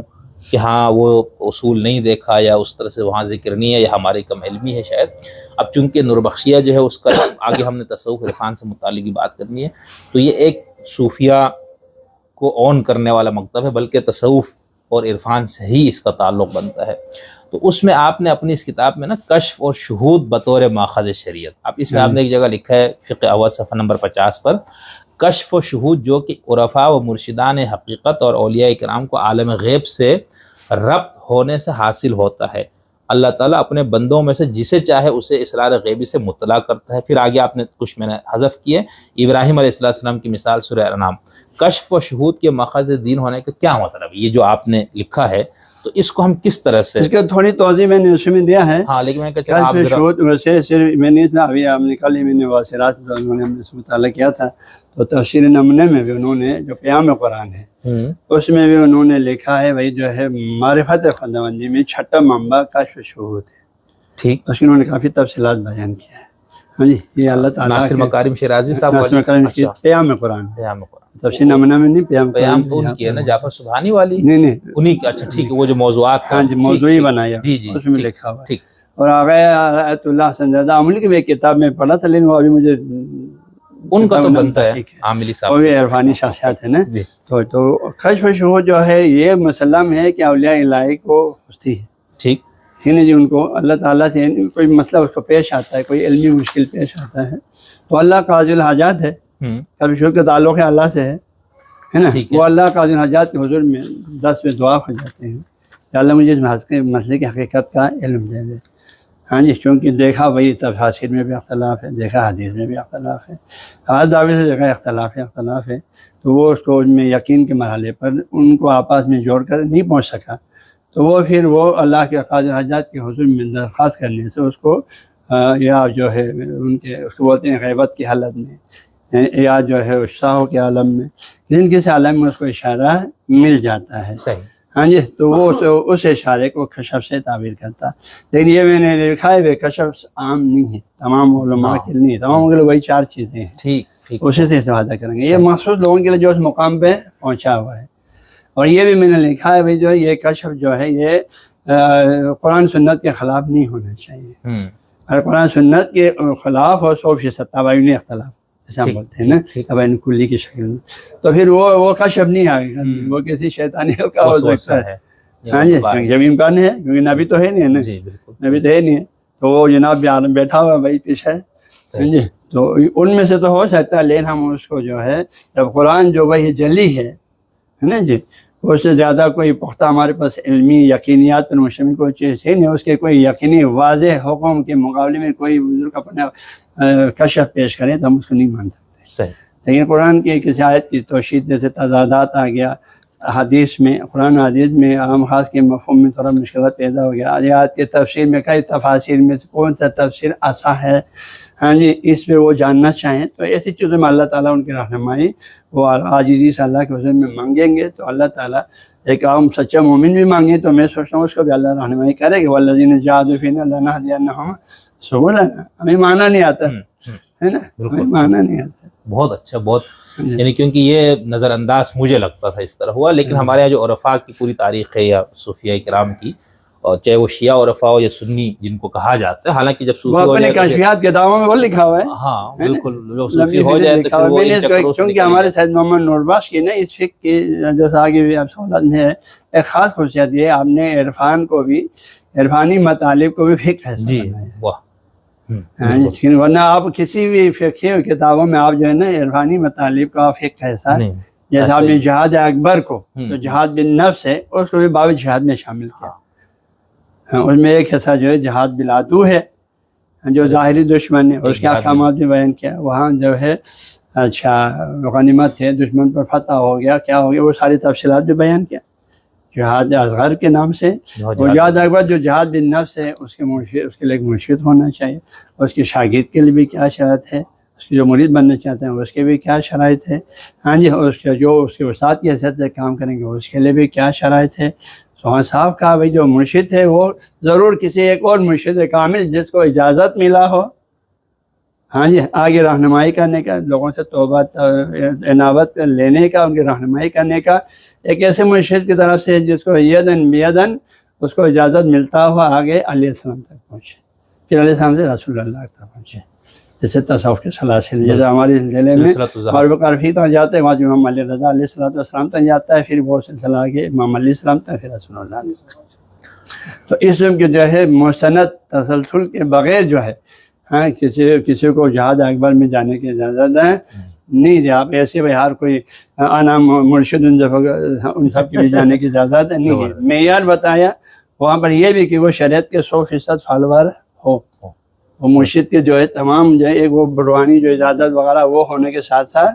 اس کے قول فعل عمل ہر چیز میں شریعت مکمل طور پر نمایاں ہو. آپ دیکھ رہے ہیں وہ شریعت کے احکامات کا جو توہین کر رہے ہیں، احکامات پہ نہیں چل رہے ہیں، تو یہ تو پہلا اسٹیپ ہے. ہاں بالکل. یعنی جب آپ شریعت ہی کا ثمرہ جو ہے آپ کو حقیقت تک ملتا ہے، اور جب آپ شریعت ہی پہ آپ نہیں چل رہے ہیں تو آپ آگے نہیں پڑھ سکتے. ہاں جی، میں قرآن پاک کی ساتھ کی ظلم میں کافی باتیں لڑکوں کو کر چکا ہوں جی، کہ اللہ نے فرمایا الا ان اولیاء اللہ لا خوف علیہم ولا هم یحزنون. اللہ نے فرمایا اللہ کے جو اولیاء ہیں دوست ہیں ان کے نہ خوف ہے نہ حزن. اللہ کو اللہ نے دو لفظ میں اتنی جامع خیر الکلام مولانا جی قرآن سے بڑھ کے کوئی فصیح بڑی کلام تو ہے ہی نہیں. الذین آمنوا وکانوا یتقون، دو چیزیں اللہ نے جن چیزوں پر ایمان رکھنے کا حکم دیا ان پر سچے دل سے کمال معرفت کے ساتھ ایمان لائیں، اس پر ثابت قدم ہو. پلس وکانوا یتقون، آپ کو پتہ ہے کان مضارع پر داخل ہوتا ہے تو استمرار کا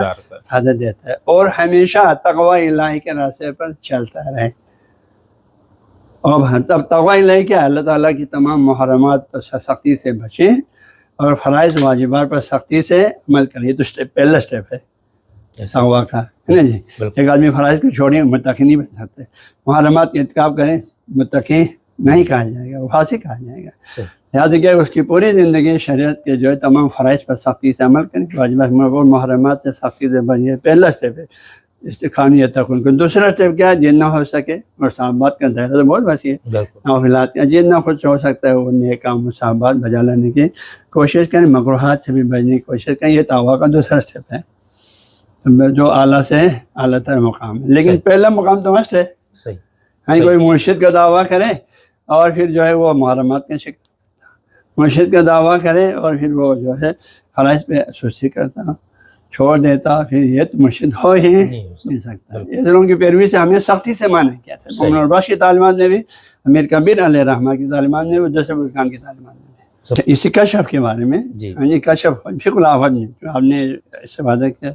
فقہ الاحوال میں کشف کے حوالے سے آپ نے باب الاجارہ میں ایک واضح چیز آپ نے استفادہ کیا. یہاں فرمایا جو ہے وَيَصِحُ الْاِسْتِجَالُ لِلْعِبَادَاتِ الْفَائِدَةِ مِنَ الْمَيْتِ كَالْحَجِّ وَالصَّوْمِ وَالصَّلَاةِ وغیرہ. وَيَجِبُ عَلَى الْأَجِيرِ الْإِتْيَانُ بِهَا كَمَا فَاتَتْ مَنْ اسْتُؤْجِرَ لَهُ. پھر فرماتے ہیں آگے آ کے وَكُلُّ عِبَادَةٍ يَعْمَلُ الْأَجِيرُ بِنِيَّتِهِ، وَيَأْخُذُ الْأُجْرَةَ لِتِلْكَ الْعِبَادَةِ تَقَعُ مِنْهُ، اس طرح سے وَيَصِلُ ثَوَابُهَا إِلَيْهِ، اس مائد کو پہنچے گا. دلیل کہتے ہیں کما ورد فی الاخبار النبویہ، اس کے بارے میں حدیث بہت میں نے دیکھا ہے، ابھی تازہ ہی میں نے دیکھا. حال کے لیے وہ مشہور حدیث جو ہے جہاں میں نے فرمایا جو ہے ہاں جی انسان جب دنیا سے چلا جاتا ہے تو اس کے نام عمل کا سلسلہ ختم ہو جاتا ہے، لیکن صرف 3 کے لیے. ہاں جی ان میں سے ایک کیا ولد صالح یدعو لہ، ہاں جی، اور کیا صدقۃ جاریۃ علم ينتفع به بعد وفاتی. یہ چیزیں تو اس کو بھی وہاں دلیل کے طور پر پیش کیا اس میں. اور بھی کئی دلیل، یہ تفسیر ضیاء القرآن میں سورہ نجم کی کسی آیت کی تفسیر میں انہوں نے تفصیل 10-15 حدیث نقل کیا. تو شاذ نے حدیث نقل کیا نہیں کیا، لیکن اشارہ کیا کما ورد فی الاخبار النبویہ. اور آگے فرمایا کشف کے حوالے سے وَكَمَا يُشَاهِدُهَا الْمُكَاشِفُونَ مِنْ أَوْلِيَاءِ اللَّهِ. ہاں جی کیا ہے الذین یرون الخیرات والصدقات وثواب العبادات التي وقت کیف تصل الی ارواح الاموات. وہ دیکھتے ہی بھئی آپ نے کوئی صدقہ دے دیا تو یہ اس میت تک کیسے پہنچا نہیں پہنچا، اس کو فائدہ ہوا نہیں ہوا، وہ اس چیز کو بھی اپنے کشف کے عالم میں دیکھ دیتے ہیں. تو گویا کہ آپ نے جو ہے نماز اجارہ صلاۃ حج وغیرہ کے اجرت پر پڑھنے کے حق میں ہم نے اپنے اس کشف کو بھی صرف اپنے ذکر نہیں کیا، ہاں جی کشف کو ہم نے دلیل کے طور پر پیش کیا. یعنی ہم دلیل کے اس حدیث کے لیے ایک معید کے طور پر پیش کیا. صحیح، یعنی یہ آپ فقہ الاوت سے پڑھ کے سنا رہے ہیں. فقہ الاوت کے باب الاجارہ ہے، باب الاجارہ ہے، اس میں آپ یہ بتا رہے کہ وہاں پر انہوں نے کشف کا اس حوالے سے ذکر کیا، کیونکہ یہ ہم نے کہیں اور نہیں دیکھا اور یہ بہت مرادیت کی بات ہے. لیکن کیا اس میں ایسا ہو سکتا ہے جیسے ہاں وہ تو آپ نے بتا دیا نا کہ اگر ایسا کوئی کشف ہے جو قرآن نصوص سے صریحہ جو بالکل واضح ہے یا سنت ثابتہ کے خلاف. اب یہاں پر اخبار میں آ گیا نا، اخبار تو ہے ہی غلط کشف ایک لحاظ سے معید ہے خود مزید مطمئن ہونے. بالکل، کیونکہ ہمارے یہاں بہت سے لوگوں کو غلط فہمی ہے کہ صوفیہ تو بس جو ان کو کشف سے ہوتا ہے ان کو تو حالانکہ تمام صوفیہ میں یہ بنیادی مسلم ہے نا کہ وہ ظاہر شریعت سے خلاف نہیں ہونے چاہیے بھائی، وہ تو ہو ہی نہیں سکتا نا، ممکن ہی نہیں متن کے خلاف ہے شریعت جیسے ہمارے ایک بات آپ نے بھی شرح شاید سنت جو ہے اور حدیث کے فرق میں اس میں ہمارے بزرگان نے فرمایا جو ہے کتاب امیر کبیر کتاب یہی بات سخت الموضوع میں بھی کہیں ذکر کیا باب اول میں، اور دعوت میں ہم لوگ جو مسلسل پڑھیں ارکان ایمان کے حوالے سے، ان میں اعراض زبان تصدیق بدل اور عمل وطن، ان میں پھر آخر میں فرمائے مطابق سنت نبوی، ہاں جی، پھر فرمائے مطابق سنت نبوی سے مراد کیا ہے، یعنی یہاں سنت بمعنی عام ہے،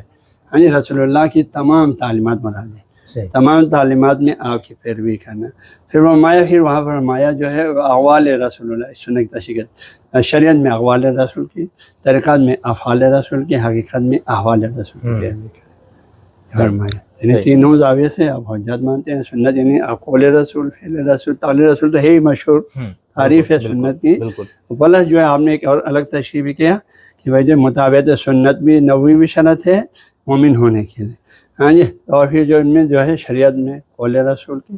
آپ کسی قول رسول کو چھوڑ کر آپ جو ہے مومن نہیں بن سکتے، پتہ چلا یہ قول رسول ہے، ہاں جی، عالم اسلام کی کسی بھی مستند حدیث کی روشنی میں، لیکن آپ بولے میں نہیں مانتا ہوں بولے تو پھر آپ ایمان سے دور ہو گئے، صحیح، آپ حق نہیں پہنچتا کہ آپ حدیث کو اس طرح انکار کریں۔ ٹھیک، تو یہ طالب علم کی تو مجھے ایسا لگتا تھا کہ کسی بھی مکتب فکر کے حوالے سے بات کرتے ہوئے کچھ اصولی چیزیں مجھے خود سمجھنے کے لیے میں نے کچھ سوالات اس طرح سے بنائے تھے۔ اب ہم خالص نوربخشیت اور اس سے متعلقہ کچھ چیزیں آپ سے میں جاننا چاہوں گا۔ سب سے پہلے میں آپ سے تھوڑی سی اس تاریخ نوربخشیت پہ ایک مختصر سا آپ ہمیں بتائے۔ ہم جب فرق کی کتابوں کو پڑھتے ہیں خاص طور پر تو اس میں نوربخشیت مکتب کے طور پر ہمیں نہیں نظر آتا، تو اس میں تھوڑی سی ہمیں تاریخ بتائے کہ یہ ہے کہاں سے اس کی ابتدا ہوئی۔ تو اس مکتب کی ابتدا جی جی جی بالکل، ابتدا کے حوالے سے جو ہے نا کوئی بھی دین کی جو ہے اس کا تسلسل، تعلیمات کا تسلسل اگر اللہ کے نبی تک نہیں پہنچتے ہیں تو اس کی کوئی حقیقت نہیں رکھتے، ٹھیک ہے، ٹھیک ہے جی۔ اس لیے ہماری جو تمام بزرگان جن امیر کبیر اور سید محمد نوربخش جن سب نے اپنے سلسلہ ذکر کیا ہے، اور سب نے جو ہے اپنے سلسلہ یہ جا کے آگے امام رضا تک پہنچاتے ہیں، امام رضا سے پھر علیہ السلام تک، پھر رسول اللہ تک۔ صحیح، ٹھیک، تو یہ جس طرح کہ ایک حدیث کو آپ عنوان حدیث میں ان فلان کے ایک رسول اللہ تک پہنچیں گے تو پھر وہ حدیث حجت بن جاتا ہے، ہاں جی۔ اسی طرح یہاں جو سلسلہ تصوف میں جو ہے یہ سلسلہ اگر رسول اللہ تک پہنچے تو پھر وہ سلسلہ درست ہے، علیہ السلام کے ذریعے سے، امام السلام کے ذریعے، کسی بھی امام کے ذریعے سے، صحیح، یعنی کچھ سلاسل امام صادق کے تک پہنچتا ہے، کچھ امام باقر تک پہنچتا ہے، کسی بھی طریقے سے یہ 12 معیار ہے رسول اللہ کے ساتھ، ان 12 میں سے کسی ایک کے ذریعے سے رسول اللہ تک پہنچے، علی تک پہنچتا، علیہ السلام سے رسول اللہ تک پہنچے۔ تو اس لیے ہماری ابتدا تو ہمارا عقیدہ یہی ہے کہ ہماری ابتدا تو صدر اسلام ہی سے، صحیح، کیونکہ وہی اسلام ہے، وہاں تک نہ پہنچیں، پیغمبر تک نہ پہنچیں، آپ کی تعلیمات سے ماخوذ نہ ہو وہ مکتب فکر وہ مسئلہ تو اس کی کوئی حیثیت نہیں ہے۔ آج ہم ایک مکتب ایسا ایجاد کریں گے اس سے کوئی تعلق نہ تو کوئی حیثیت نہیں، بالکل، بہت اچھا۔ تو ابتدا تو وہاں سے ہے، ہماری تعلیمات کا تسلسل وہاں تک ہے، ہمارے مدین کا حتیٰ ایک مرشد کے لیے بھی ہے، ہر دور میں کوئی بھی مرشد دعویٰ کرے اس کے سلسلہ ہونا چاہیے، بنت اللہ کو بتائے وہ سلسلہ یا انبیاء علیہ السلام تک پہنچے، علیہ السلام سے رسول اللہ اللہ تو پہنچے، خدا تو پہنچ ہی گیا، یہ قرآن تک سنت صحیحہ تک پہنچ گیا، تو یہ ابتدا تو یہ ہے، ہاں جی۔ پھر جو ہے ہمارے سلسلے کا جو ہے پھر معروفیہ کرخی کے دور میں تو ہمارے اس کا سلسلے کا نام جو معروفیہ کے نام سے مشہور ہے، اچھا، پہلے ٹھیک۔ اس کے بعد جو ہے معروفیہ کے بعد جو ہے سہروردیہ ہیں،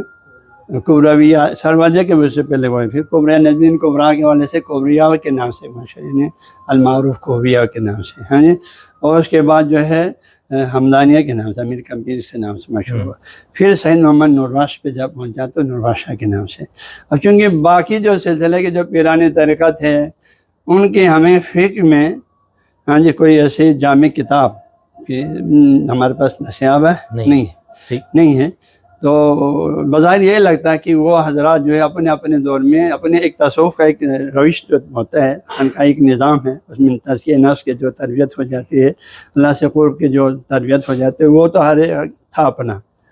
مرشدان حقیقت کا، لیکن شرعی فروعی احکامات میں بظاہر ایسا لگتا ہے اس زمانے کے کسی نہ کسی مرشد سے وہ اس مرشد کا تعلق تھا،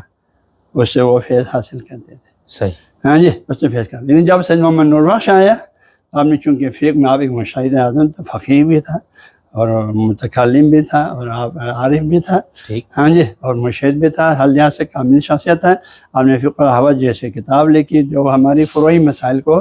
حل کرنے میں مدد دیا۔ اور آپ کو پتہ ہے تصوف میں، میرے علم میں تو شاید آپ کے علم میں ہو، کوئی ایسا تصوف کے ایسا سلسلہ جو ہے مسلک مکتب نہیں ہے جن کے پاس اپنے جو وہ صوفی بھی ہو اور اس کا اپنے فقہی مکتب بھی ہو۔ اور سنت کے بھی جتنے بھی مسالک ہیں فقہی جو مکاتب ہو، یا امام ابو حنیفہ یا امام شافعی یا مالک میں کسی ایک سے منسلک ہے، ان کی تعلیمات پر عمل۔ بالکل۔ تو ایک وقت تو یا ادھر جو ہے امام جعفر صادق ائمہ علیہ السلام کے کسی فقیر سے تعلق رکھتے تھے۔ اور ابھی سید محمد نوربخش نے جب یہ کتاب لکھا، آپ کی کتاب عالم اسلام کے، ایک تو قرآن آپ کا منبع تھا، اللہ صاحب نے سنت سے، عالم اسلام کے دونوں مکاتب کے سنت سے آپ نے استفادہ کیا، اور جو ہے عالم اسلام کے اندر آپ کی صحیح کوشش بھی یہی تھا ان کے اندر جو غلط فہمیاں ہیں وہ دور کریں، ہاں جی، اور جو جہاں تو لہٰذا آپ نے بہت سی جگہوں پر اگر آپ مطالعہ کر فقہاوت آپ نے کہا، جیسے حسن وسیلہ قاعد میں بعض جیسے قرآن حادث و قدیم کے بعد میں آ کے بات کروں میں، یہ اختلاف لفظی تھا، خواہ ہم لڑتے رہے، ہاں جی، اس طرح کئی مقام میں جب اور تفویض کو ہمیں کہا یہ اختلاف لفظی تھا، ہم نے ایک دوسرے کو قول الوات کے فتوے دیتے رہے، حقیقت کا علم نہ ہونے کی وجہ سے اس طرح آپ نے حل کر دیا۔ تو کیونکہ آپ کی اصول تک آ جائے فقہ الحوض جو فروعی احکامات میں فقہ الحوض ہماری مشکل کو حل کیا، ہاں جی، جس کی وجہ سے ہمیں کسی اور مجتہد کی طرف رجوع کرنے کی ضرورت پیش نہیں آئے۔ اور عقائد میں جو ہے آپ نے ایک جامع کتاب کتاب الاعتقادیہ کے نام سے لکھا، جس میں تمام بنیادی عقائد تقریباً 28 نکات اس میں وہ سارا اس میں آپ نے ذکر فرمایا۔ تو اس وجہ سے جو ہے اب محمد نوربخش کے بعد پھر ہمیں جو نوربخش شاہی کے نام سے وہ کہتے آئے ہیں۔ بہت اچھا، ٹھیک۔ اب جیسے علامہ صاحب ہم جب باقی مکاتب کو دیکھتے ہیں نا، تو جیسے اہل تشیع کے ہاں عرفان کے شدید مخالفین بھی ہیں اور عرفانی لوگ بھی موجود ہیں وہاں پر، ان کو بالکل کافر کہنے والے۔ اہل سنت یہاں بھی تصوف کے سلسلے موجود ہیں، ادھر تو یہ الجھن نہیں ہے، وہاں پر یہ ہے کہ بھئی اصلاً جو کلامی اور فقہی جو ان کا جو اپنی نسبت وہ لے کر آتے ہیں شیعہ ان ائمہ سے، اور اہل سنت والے یہاں سے حضور تک لے کے جا رہے ہوتے ہیں، لیکن وہاں پر عرفان تصوف ایک ذیلی اس کے طور پر موجود ہے۔ آپ لوگوں کے ساتھ مسئلہ تھوڑا دوسرا ہے نا، یعنی آپ کے ہاں ایک آپ فقہی مکتب بھی ہمیں نظر آتا ہے نوربخشیت، ایک کلامی مکتب بھی جس میں میں ابھی آپ سے آگے پوچھوں گا، اور اس کے ساتھ ساتھ ایک عرفانی مکتب بھی۔ تو اس صورت میں یہ سوال پیدا ہوتا تھا کہ بھئی اس کی کوئی ابتدا آپ نے جو بتایا کہ امام موسیٰ کاظم سے، امام رضا سے لے کر آپ حضور تک آپ نے سلسلۃ الذہب غالباً اسی کو کہا نام سے ہے، سلسلہ کا حاصل جو ہے وہ امام علیہ السلام ائمہ اعظم کے سلسلے کو بولتے ہیں، جی، لیکن ہمارا سلسلہ ان تک امام رضا تک پہنچنے کی وجہ سے اس پورے سلسلے کو بھی سلسلہ ہے۔ ٹھیک۔ تو اس کے اندر پھر مسئلہ وہ آ رہا ہے نا کہ اثنا عشری شیعہ خاص طور پر زیدیہ کا تو الگ ہو جاتا ہے اور اسماعیلیہ کا بھی چھٹے سے، تو ان کے وہاں تو آپ کی طرح کا اس طرح کے یعنی نوربخشیت کے بہت سے عقائد ان کے ہاں بھی موجود نہیں ہیں، فروعات میں بھی کچھ مسائل، تو یہ کیوں ہوا؟ اس کو تو سیم ہونا چاہیے پھر۔ اس کو سیم ہونا چاہیے، تو اگر ہم صحیح دیکھیں تو التشاء کے جو ہے فقہا کے اندر کوئی اختلاف نہیں ہونا چاہیے تھا، کیا چلے مسجدین کے نہ اصولی انہیں نہ اخباری کو کوئی اختلاف نہیں ہونا چاہیے، سارے ائمہ سے لے رہے ہیں، اختلاف ہو رہا ہے۔ کیا بات، اس طرح شیعہ مجتہدین میں بھی آپ کو بتائیں بہت اختلافات ہیں، حتی ایک جمعے کے بارے میں ایک بولتے ہیں واجب ہے فلاں، ایک بولتے ہیں 10-12 قول ہو گئے، بالکل ہے نا جی۔ تو یہ اختلافات تو ائمہ کو ماننے کے باوجود ادھر جو تمام اہل سنت کے تمام مکاتب محمد صلی کے حدیث کو یہی صحیح ہو سکتا ہے، یہی بخاری، یہی مسلم، یہ سب ہے نا، امام شافعی کا کچھ اور نظر ہے، امام بخاری کا کچھ اور نظر ہے، ان کا کچھ اور نظر ہے، یہی ہمارے ساتھ بھی صحیح۔ بہت اچھا، بہت زبردست۔ اچھا، اب کچھ شخصیات ہم بہت اس کے اندر نوربخشیت کو پڑھتے ہوئے مستقل نظر آ رہے ہوتے ہیں، امیر کبیر سید محمد نوربخش شمس الدین عراقی، تو ان میں سے سید امیر کبیر رحمۃ اللہ علیہ، ان کا کیا مقام ہے؟ کیا امیر کبیر علیہ الرحمہ کی شخصیت ایک عالمی شخصیت ہے، بہت سلاسل میں کیا تھا وہ؟ بہت سلاسل میں آپ کا جو ہے نام شامل ہے، سنت کے بہت سلاسل میں بھی شامل ہے، اور آپ کو مسلماً جو ہے کہ اللہ کے ولی اللہ سمجھتے ہیں، مرشد کامل سمجھتے ہیں، علم اخلاق میں بھی آپ کامل تھے، آپ سیاست میں بھی کامل تھے، ہاں جی۔ آپ دیکھو جو تو ایک انتہائی ایک کامل انسان تھے ہر زاویے سے، عارف کامل بھی تھا، مرشد بھی تھا، ہاں، محدث بھی، حدیث بھی، آپ نے بہت بہترین شرح تشریح جو اپنی کتابوں میں جو نقل کیا ان کی بہترین تشریحات بھی کیا، تو اس لحاظ سے جو ہے آپ کا ہمارے اندر بہت بڑا ممتاز ہے مقام ہے، جس طرح آپ اس وجہ سے، آپ کے اس مقام کی وجہ سے ہاں جی تمام عالم اسلام جو ہے، کوئی کہتے ہیں جی آپ جن لوگوں نے تحقیقات کیا، کوئی بولتے ہیں یہ شاہ ہے، شاہ کہتے ہیں شاہ ہے، سنی کہتے ہیں سنی ہے، حقیقت میں کہتا ہوں سب کا ہے، کیا بات، سب کا ہے، ایسے ہی جو آدمی حقیقت پر مبنی ہے نا، حقیقت سب کا ہے نا، بالکل بالکل حقیقت سب کا ہے، سب کا ہے بھائی۔ حقیقی میں تصوف چاہتا ہوں کہ مسلمان جو ہے کسی بھی شخصیت ایک سب کو قبول ہے، وہ زیادہ خوشی کی بات ایسے ہی ہے نا، زیادہ خوشی کی بات ہے کہ بھائی یہ صرف میرا تمہارا نہیں، بھائی کیوں بھائی، اس کے علم سے سب فائدہ اٹھا۔ صحیح، لیکن اس میں ایک مسئلہ علامہ صاحب یوں آ رہا ہے نا کہ جیسے ابھی آپ نے فرمایا کہ ان سید محمد نور بخش سے پہلے حمدانیہ بھی کہا گیا، ٹھیک، انہی کے نام سے، لیکن جو ہمارے پاس نور بخشیت بطور فقہی مکتب ہے، جس میں ہم آگے بھی تھوڑی بات کریں گے، اس کی ابتدا ہی سید محمد نور بخش سے ہم دیکھ رہے ہیں۔ تو اس سے پہلے آپ نے تھوڑا سا بتا دیا تھا ان کے بارے میں، تو امیر کبیر وغیرہ، تو ان کا کوئی یعنی یہ ہم کیا کہیں گے، یہ اثنا عشری فقہ والے تھے، سنی فقہ والے، فقہ کے معاملات ہیں؟ کیونکہ میں نے وہ مولانا وحید الدین خان صاحب انڈیا کے بہت بڑے بزرگ عالم، اب گزشتہ سالوں ان کا انتقال ہو، اور ان کے ایک کتاب میں نے یہ پڑھا کہ سید امیر کبیر جب اس طرف آئے ایران کے بادشاہ سے، ان کے کچھ مسائل وغیرہ تھے، ہاں، تو وہ کہتے جب ادھر کشمیر تشریف لائے وہ، تو وہ وحید الدین صاحب نے یہ لکھا کہ وہ خود شافعی المسلک تھے، لیکن یہاں انہوں نے دیکھا کہ شیعہ سنی تنازع جھگڑے زیادہ ہے، تو وہ ایک اس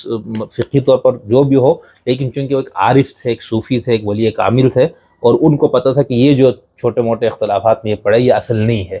تو وہ یہ کہتے ہیں کہ پھر ان کے پاس لوگ آتے تھے بہت بڑے عالم ہونے کے، نہیں ہوا آپ نے ان پر کوئی تبلیغ نہیں تو وہ انہوں نے یہ لکھا کہ ان سے کوئی آ کے پوچھتا تھا کہ یہ مسئلہ بتائے، تو وہ اس سے پوچھتا تھا کہ آپ شیعہ ہے سنی، تو وہ کہتا تھا میں شیعہ ہوں، تو وہ آپ ان کو وہ بتاتا تھا یہ مسئلہ،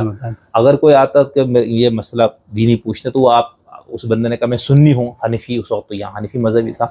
تو آپ ان کو حنفی مذہب کو، یہ بات درست ہے؟ یہ بات کسی حد تک درست ہو سکتی ہے، کیوں؟ اس لیے کہ جو ہے نا آپ بھی یہ سمجھتے تھے یہ اختلافات جو اجتہادی اجتہادی اسلام کے اندر جو اختلافات تھے یہ جو ہے جان بوجھ کے ہاں جی علماء نے کسی کو گمراہ کرنے کے لیے تو بنایا ہوا نہیں ہے، اجتہاد ہے۔ ہم اس طرح ہم وکیل لوگ جو اسی بزرگان سے تھوڑا بہت ہم نے انہیں کیا دعائیں، یہ چیزیں نوافلات پڑھ کے ہمارا ان سے ایک روحانی رشتہ ہے، تو رشتے کی بنیاد پر ہم ابھی یہ سمجھ رہے ہیں یہ اختلافات جو ہے محمد نور بخش کی بھی بھرپور کوشش یہی تھا کہ اختلافات کو ختم کیجیے، کم سے کم کریں، تو یقیناً امیر کبیر علیہ رحمہ بھی آپ کی نظر میں آپ تمام مسلمان جس فرقے سے بھی تعلق سب مسلمان ہی سمجھتے ہیں، صحیح، ٹھیک، اور یہ سمجھنا بھی چاہیے، بالکل ایک صوفی جو ہے وہ تو کسی کو ان کی مزاج میں کسی کو کافر مرتد بنانے کا ہے ایسا ہی نہیں ہے، ایسا ہی، ٹھیک۔ شمس الدین عراقی نور بخش صاحب کا تو آپ نے بتا دیا، اور امیر کبیر کے بارے میں یہ بھی آتا ہے آپ بلوچستان میں 2 دفعہ تشریف لائے بولتے ہیں، پہلی دفعہ کے کچھ عرصہ لے کے کچھ مساجد خانقاہیں تبلیغ کر کے آپ تشریف لائے، پھر دوسری دفعہ آ کے پھر آپ یہ ادھر کشمیر میں کہیں آپ کا جو ہے پھر بیمار ہوا، پھر حالت ہوا، پھر آپ کے جنازے کو پھر آپ کے مردین پھر وہاں کولاب میں، تاجکستان کولاب میں آپ کو لے گئے، وہاں بھی مدفون ہیں، ہاں جی، اور آپ فرماتے ہیں آپ 2 دفعہ جو ہے بلوچستان میں آئے۔ امیر کبیر کے بارے میں کہ آپ 2 دفعہ تشریف لائے۔ عراق میں شکن کے بارے میں بھی میں نے یہ تحفۃ الاحباب کے حوالے سے ان کی آپ کی حالت اس میں محمد علی کشمیری نے زیادہ سے لکھا ہے، ہاں جی، اس کا ترجمہ بھی، اور رسول داتا رسول جان جو ہے انہوں نے ترجمہ کیا، اور ہمارے بلوچستان میں ایک مولانا جو ہے اخنزادہ غلام رضا نے بھی اس کا ترجمہ کیا ہے، اس کا تو اس میں انہوں نے یہ فرمایا رقب شکن جو ہے آپ اپنی حالت بتا رہے ہیں کہ میں اپنے والد کے ساتھ جو ہے ہاں جی میں سے محمد نور بخش کے محفل میں جاتا تھا، میں چھوٹا کم عمر تھا، پھر جو ہے میرا والد جو ہے کافی ان کے درود برود سنتا رہتا تھا، پھر والد جو ہے کافی عمر رسیدہ تھا، اور والد نے پورا معاشی ذمہ داری میرے اوپر ڈالا ہوا تھا، اس وجہ سے پھر میں چاہتا تھا محمد نور بخش سے فیض حاصل کروں، لیکن جو ہے پھر میں نے محمد نور بخش سے کہا، انہوں نے کہا ابھی والد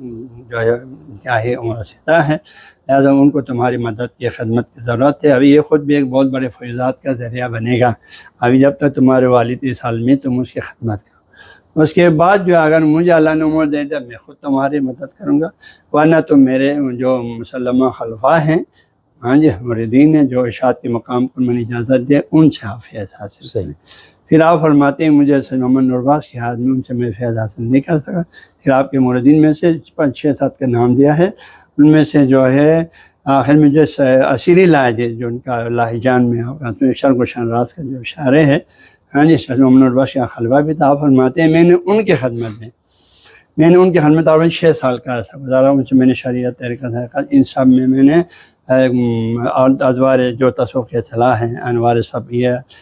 اطوار قلبیہ، ان سب چیزوں کو میں نے ان سے حاصل کیا، روحانی فیض 6 سال مطلب میں نے تصوف کی تعلیمات بھی پڑھا ان سے، جو عرفانیات ہیں مختلف کتابیں پڑھنا ہوتا ہے، اس باب میں سمجھنا ہوتا ہے، اور ساتھ ہی میں نے عملی ریاضت بھی کی۔ اور 6 سال تھا عرصہ گزارنے کے بعد پھر عصری لاجی 7واں سال میں انہوں نے کہا جو میں شاہ قاضی فیض بخش جو سید محمد نور بخش کا خلیفہ ہے، ہاں جی، جو آپ جو خراسان میں ہوتے تھے، فرماتے ہیں میں ان کی زیارت کو جاؤں گا، تو انہوں نے آپ کو بھی ساتھ لے گیا، ساتھ لے گئے، تو پھر وہاں سے شاہ قاسم فیض بخش کے حضور میں جو ہے آپ کچھ دن یا مہینے رہنے کے بعد جو ہے آپ ان کو ساتھ لے کے جانے لگا عصری لاجی شاہ قاسم فیض بخش رقیب شکن کو، تو شاہ قاسم فیض بخش نے فرمایا یہ بچہ لڑکا جو ہے، یہ سالک جو ہے بہت خوشحال لگ رہا ہے، اور بہت لہٰذا آپ اس کو میرے پاس رکھ دو، ہاں جی۔ پھر آپ نے آپ کی صحبت میں بھی کہتے ہیں آپ نے کافی جو ہے روحانی فیضات حاصل کیا شاہ قاسم فیض بخش سے۔ پھر جو ہے آپ نے پھر شاہ قاسم فیض بخش نے فرماتے ہیں آپ کو پھر بلتستان میں، پہلے کشمیر میں بھیجا، پھر کشمیر سے، اور بھی کافی تفصیلات اس میں لکھا ہوا ہے تاریخ کشمیر میں۔ رسول نبی غلام رسول صاحب نے جان صاحب نے بھی، اور اسی تحفۃ احباب کی مطالب ہے مثلا اس میں انہوں نے لکھا ہے، اور پھر آخر میں کشمیر میں کچھ اثر رہنے کے بعد پھر بلتستان میں، بلکہ پہلے کشمیر میں رہا، پھر وہ یہاں پھر واپس آیا 6-7 سال رہنے کے بعد۔ پھر اس کے بعد دوبارہ جو ہے آپ شاہ قاسم فیض بخش نے آپ کو دوبارہ بھیجا، اور دوبارہ بھیجنے کے بعد پھر آپ بلتستان میں بھی تشریف لائے، ہاں جی۔ اور بلتستان میں امیر کبیر کے میں جو خانقاہ ہیں، جو مساجد کہتے ہیں وہ جو مکمل نہیں ہوا تھا، ان کو آپ نے بنائے، اور وہاں کہتے ہیں آپ نے کافی جو ہے جو اس زمان کے جو ہندو جو غیر مسلم اقوام تھے، ہاں جی، مذاہب تھے، ان کو آپ نے ان سے بہت چیزوں طالباً اس نے لکھا ہے آپ کو بت شکن کہنے کے وجہ یہ تھا آپ نے طالباً 600 بت خانوں کو توڑا، یہ تحفۃ طبع میں لکھا 600 بت خانوں کو توڑا، ان کے پر کہیں خانقاہ، کہیں جامع، کہیں مسجد تعمیر کیا، ان کو علمی مراکز کیا۔ تو اس وجہ سے جو ہے بلتستان میں آپ کو بھی ایک محسن سمجھتے ہیں، اور سید محمد نور بخش کی جو ہے فقہ الحوت، ہاں جی، اس کی تعلیمات جو ہے شاہ قاسم فیض بخش نے آپ کو دے دیا، بھائی یہ تعلیمات وہاں چونکہ امیر کبیر علیہ الرحمہ کے مریدین ہے، جو اسی سلسلے کا ہے، سید محمد نور بخش کے استاد کا استاد ہے نا جی، امیر کبیر علیہ الرحمہ، امیر کبیر کے شاگرد خواجہ اسحاق خلدانی، خواجہ اسحاق سید محمد نور بخش، ہاں جی، کیونکہ امیر کبیر کے نے چونکہ بہت سے علاقوں کو لداخ میں، کشمیر میں، بہت جگہوں کو، بلتستان میں بھی ہر جگہ اپنے لوگوں کو مسلمان کیا تھا، جیسے کہ دیکھتے ہیں امیر کبیر کے ہاتھوں سے تقریباً اس علاقوں میں 37,000 لوگ مسلمان ہوئے ہیں، جیسے اس میں لکھا۔ تو اس سے ہو سکتا ہے اس سے کم زیادہ بھی ہو، تاریخ زمانے کے اتنا فکس مشکل ہو جاتی ہے۔ پھر جو آپ وہاں گیا، ہاں وہاں آپ اچھا خاصا جو ہے مریدین امیر کبیر کے ماننے والے تھے، ان میں سلسلہ بھی ایک تھا، تو آپ نے امیر شاہ سے محمد نور بخش کے فقہ الحوت، اصول اعتقاد، کتاب العقائد، یہ تعلیمات وہاں عام کرنے میں، ہر ایک گھروں میں، بلتستان میں، کشمیر میں، ہر جگہ پہنچانے میں عراق و شکن کا رحمۃ اللہ علیہ کا بہت بڑا کردار تھا۔ ٹھیک، بہت اچھا، بہت تو اس زبردست، طرح آپ جو ہے وہاں پر بہت بڑا خدمات ہے ہمارے علاقے میں۔ ٹھیک۔ اچھا علامہ صاحب، اب یہ جو ہم جب نوربخشیہ مکتب فکر کو بطور ایک عرفانی یا صوفی مکتب، بطور ایک کلامی اور بطور ایک فقہی مکتب دیکھتے تو یہ کیا صرف گلگت بلتستان، لداخ، کشمیر میں تک ہے، یا پوری اور بھی باقی جگہوں پر جو آپ لوگ نوربخشیہ اس وقت موجود ہے؟ اسی تو آپ ایک علم ہے دنیائی، ہم سے زیادہ تاریخ سے ہر چیز سے آپ بہتر آگاہ ہے، ٹھیک ہے۔ تو شاہ محمد اور نور بخش کے دور میں تو فرماتے ہیں آپ ادھر کردستان میں آپ کا باقاعدہ سکہ تک چلایا بولتے ہیں، اس وقت ابھی امیر کبیر کو جیسے شاہ قاسم، یہ رقیب شکن جو ہے آپ ہرات وغیرہ میں بھی، لداخ میں بہت سی جگہوں پر آپ کے نور بخشی مریدین تھے، ہاں جی، اور مرشدین بھی تھے۔ اور آلریڈی ایران کے اندر بھی جو ہے شاہ اسماعیل صفوی کے دور میں وہاں نوربخشیہ بولتے ہیں، اور ان کے انقلاب میں صوفین اور نوربخشی جو ہے صوفی ان کے مددگار ثابت، انہوں نے کام کیا۔ لیکن بعد میں جو فرماتے ہیں اس مسئلہ صوفیانی مذہب کے اندر جو ہے کچھ ایسے لوگ بھی گھس گیا تصوف کے نام سے، انہوں نے جو ہے شریعت کے احکامات کو پامال کرنے شروع کیے۔ تو جب شریعت کے احکامات کو پامال کرنے تقریباً مرشدین کو تو یہ گوارا نہیں ہو، ہے نا. ایک مجتہد جو ہے کہ پیغمبر صلی اللہ علیہ وسلم کی حدیث کی روشنی میں ایک آدمی بولے جیسے ہے دنیا میں یقین کی منزل پر پہنچ گیا, نماز روزہ سب چھوڑ دے. ہیں پیغمبر سے زیادہ یقین پر کون پہنچ سکتے ہیں؟ علی سے زیادہ یقین پہ کون پہنچ سکتے ہیں؟ ایک سے پیغمبر کے صحابی زیادہ یقین پہ کون پہنچ سکتے ہیں؟ وہ یہ دعویٰ کریں گے تو یقینی بات ہے شرط ہونا بھی ہے. حالانکہ صرف مجذوب کے وہ مذہب الگ بات ہے نا, مذہب کے ساتھ لیکن دوسرے مذہب نہیں, کھانے پینے سب میں ٹھیک ٹھاک ہے, دنیا کاموں میں بڑا ہوشیار ہے. تو اس سے علماء فقہاء مجتہدین جو ہے وہ مجبور ہو, صحیح, انہوں نے ان پر جو ہے پھر فتویٰ لگایا. پھر جو ہے وہاں پر یقیناً جو ہے پھر ایسے لوگوں کے ضد میں جو حقیقی میں وہ صوفی نہیں تھا, صحیح, لیکن وہ تصوف کو بدنام کرنے کے لیے بیچ میں گھس کیا تھا, ایسے لوگوں کی جو ہے وجہ سے نورواشی اب وہ سب ساتھ میں آ گیا. اچھا, آگے شاہ جہاں ظفر کے دور میں کہتے ہیں نورواشا کافی قتل بھی ہوا ہے ان علماء کی فتاویٰ کی وجہ سے ایران میں. صحیح, اور آپ کو پتہ ہے کشمیر میں بھی جو ہے ہاں جی مرزا دولت کے دور میں ہے نا, تاریخ فرشتہ میں بھی لکھا, اسے رشیدی میں بھی لکھا ہوا ہے, آپ مطالعہ کر سکتے ہیں. تو تحفہ کا تبت میں بھی تھوڑا, تحفۃ الآبا میں بھی تھوڑا بہت لکھا ان چیزوں میں. جیسے میر دانیال شہید جو شاہ قاسم فیض بخش کا بیٹا ہے ان کے حوالے سے لکھا ہے.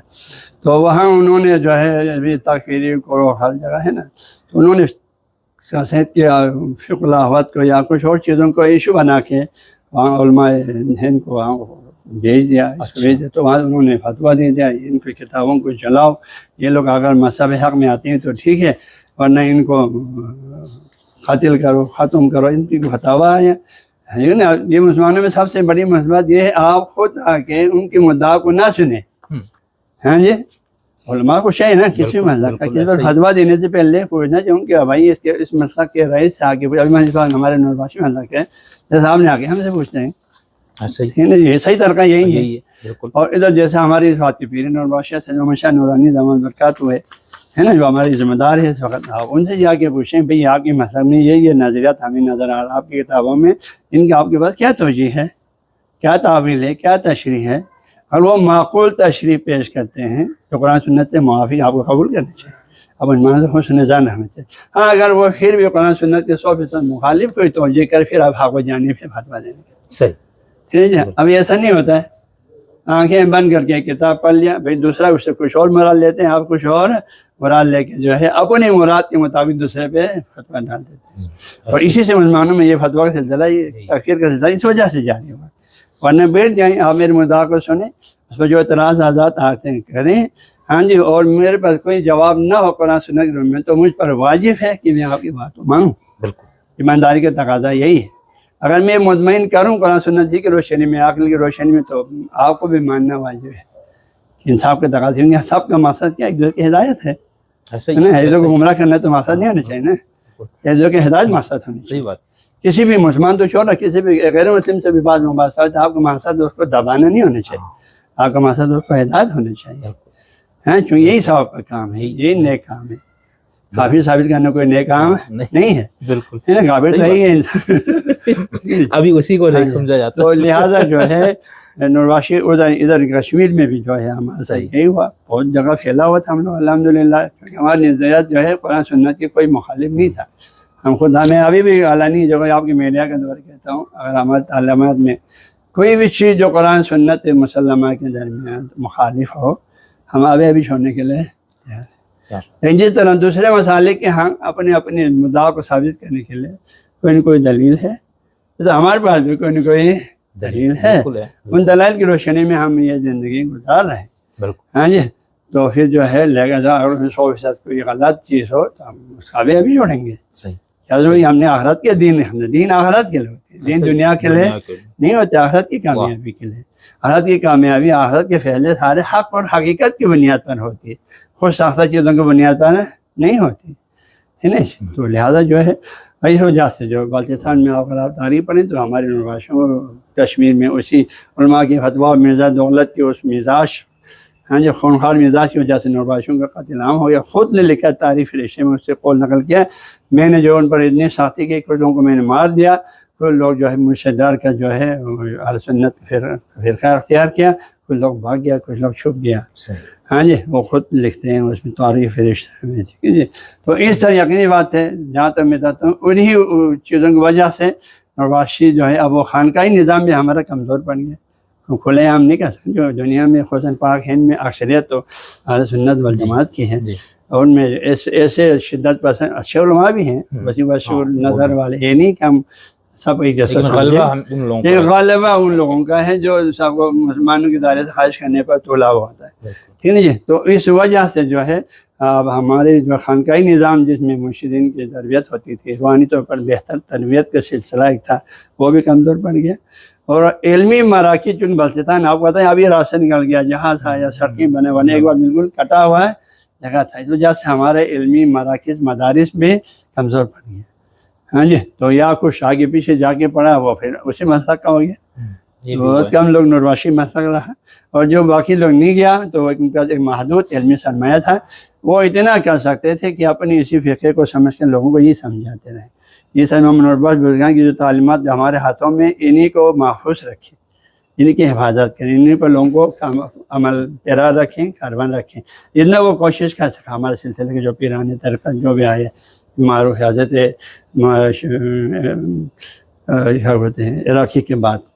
ان کے بیٹے کی شہادت کے بعد خاص طور میں دانیہ شہید کی. ہاں تو ہم پر یہ مشکلات پیش ہے, اس وجہ سے اب ہم لوگ محدود ہو گئے اس علاقے میں. ہاں جی. لیکن ابھی ایران میں بھی نوربخش نام سے ہے, ابھی ایران میں بھی ہم خود دیکھوائے انہیں نوربخش وال نام کے جو صوفی ہے انہوں نے سید محمد نوربخش کا آستانہ بنایا. اس کی بناتے وقت ہم لوگ خود بھی تھے. میں جب ایران پہنچا تو 1900 2003 میں, سو وہ نہیں بنا تھا. 2002 یا 2003 میں پہنچے, وہ نہیں بنا تھا, بالکل ایسے پہلے جگہ تھا. پھر انہوں نے اس کو بنانا شروع کیا. وقاف نے ان کو اجازت بھی دی, انہوں نے بنایا. ابھی بھی اس میں مقام وقاف کے جو ہے بخش ہے. ہاں جی. تو جو بھی نوزاد دیتے ہیں وقاف بھی لے جاتے ہیں. تو انہیں لوگوں نے بنایا جو نوربخش کے نام سے. لیکن وہاں فقہ میں یہ لوگ ابھی سید محمد نوربخش کی فقہ پہ عمل نہیں کرتے. صحیح. وہ وہاں کسی بھی مرشد جو اسی طرح عرفان تصوف کو تھوڑا مانتے ہیں نا,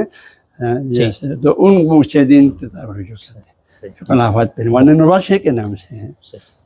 بہت اچھا, آپ نے بہت مختصر لیکن پوری تاریخ اور وہ سارا کچھ آپ نے بتایا. اور یہ جیسے آپ نے آخر میں جو بات کی نا کہ علم اور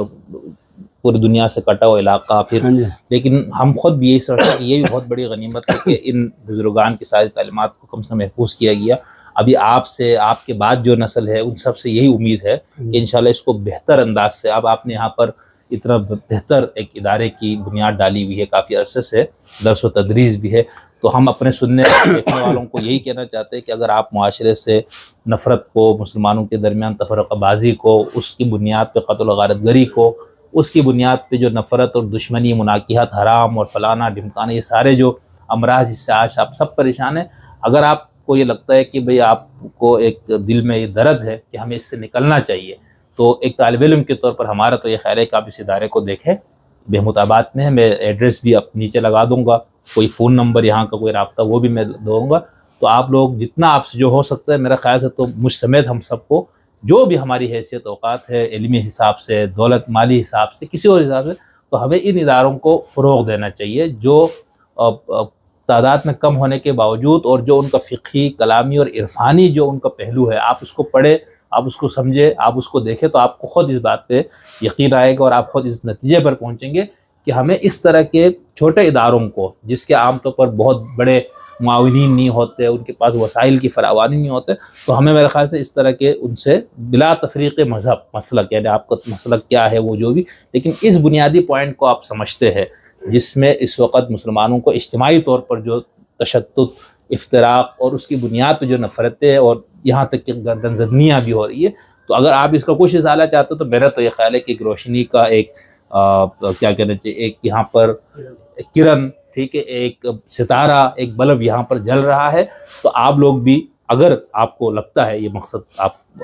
سے متفق ہے تو آپ اس کو بالکل اس کے ساتھ تعاون بھی ہمیں کرنا چاہیے. تو میں اصل میں ہمارے جی آپ کے اس نوتے کو تھوڑا سا اور آگے بڑھا کے نا وحدت کے عنوان سے ہے. ایک تو یہ الحمدللہ آپ کے علم میں ہے, بلتستان میں ہر چند سے پہلے تو پورا اس کا تو شکا تمام علاقوں میں, خرما میں, نوربخشی, خبر سب میں تھا. ابھی ان میں بھی تقریباً کم ہو کے تھوڑے ہی نوربخشی, خبر گانشے میں زیادہ تھا نوربخشی, باقیوں میں باقی مسالک اسلام زیادہ ہے. ٹھیک ہے, لیکن ہم اس چیز کو یقین کے ساتھ بول سکتے ہیں, بلتستان میں اگر مذہبی امن اور رواداری ہے تو یہ ہمارے بزرگان کی وجہ سے, میں بڑے دعوے سے بولتا ہوں. بالکل, ہم کیونکہ جو ہے نا وہاں جو ہے نا کم از کم ہمارے بندوں کے کسی بھی بندے کے کسی بھی شخص کے ہاتھ سے دوسرے کو، کیونکہ یہ دوسرے مسلک کا ہے بول پر، مسلک کی بنیاد پر کسی کو ایک میں سوچتا ہوں کوئی قتل غرض گری وہاں پر ایک مورد بھی آپ کو نہیں ملے گا. ایسا ہی ایسا ہے نا، یہ بہت بڑی نعمت ہے، اس لیے وہاں رواداری ہے. دیکھو میرے اپنے گھر میں جو ہے ہاں جی الحدیث کی جو ہے ان کی بیٹیاں میرے بھائی کا ہیں، ایسا ہی ہمارے ہاں جی یہاں دیتے ہیں ہمیں، اور ہماری بیٹیاں ان کے گھروں میں ہیں. وہاں یہ مذہبی کوئی منافرت نہیں الحمدللہ، کیونکہ ہمارے فقہ میں یہ منافرت نہیں ہے، ہاں مسلمان سے شادی کرتے. اور دوسری بات علامہ صاحب یہ ہے کہ ہمارے یہاں یعنی بلتستان کے حد تک نور بخشی آتی ہے، بہت معروف سب کو پتہ ہے، لیکن یہاں پاکستان میں اب یہ ہم پرانی اصطلاح استعمال کرتے ہیں، یعنی جب ہم پنڈی اور اس کے بعد ساحل سمندر تک پہنچتے کراچی تک، تو ادھر مجھے لگتا ہے کہ یہاں کے لوگوں کو اتنی معلومات نہیں ہے، ان کے پہنچ نہیں ہے تعلیمات بخشیہ یا اس کے حوالے سے. تو میری تو بہت دلی خواہش، یعنی قطع نظر اس کے کہ میرا اپنا کیا عقیدہ مسلک مذہب وہ ایک دوسری طرف، میری یہ خواہش ہے کہ یہاں کی جو لوگ ہیں نا شہر کے، یہاں کے مقامی لوگ، وہ بھی اس مسلک کو پڑھے، اس کو سمجھے، پھر اگر ان کو لگتا ہے کہ یہ وہ ایک بہتر ہے علمی دلائل وغیرہ کے اعتبار سے، تو بالکل میرا خیال سے اس کا حصہ ان کو بننا چاہیے. ایک نقطہ آپ کو یہ بھی بتا دوں، میں اپنے ذاتی احساس، جی جی ہاں جی میرا ذاتی احساس یہ ہے، اور میرا ایمان بھی ہے، میرے یہ کسی کو انتخابت کے لیے نہیں ہے. ہاں جی ایک تو ہمارے بزرگان دین کی تعلیمات کی روشنی میں ہم عموماً رباس خصوصاً جو آپ داعی اتحاد بین المسلمین ہیں، آپ جو ہے آپ نے کہا مسلمان کس کہتے ہیں؟ آپ نے فرمایا باب الوقوف صدقہ نام فرمایا جو شخص قبلے کی طرف رخ کر کے نماز پڑھتے ہیں وہ مسلمان. تمام مسلمان قبلے کی طرف رخ کر کے نماز پڑھتے ہیں، لہٰذا ہمارے عقیدے میں تمام مسلمان مسلمان ہی ہیں. ایسے ہم کسی کو کافر کرنے کا اپنے آپ کو حق ہرگز نہیں دیتے جو اسلام کی بنیادی تعلیمات کو مانتے ہیں. ٹھیک ہے نا جی، جیسے ہمارے اس امیر کا شزمون نے کہا اصول خمسہ فروع خمسہ کا،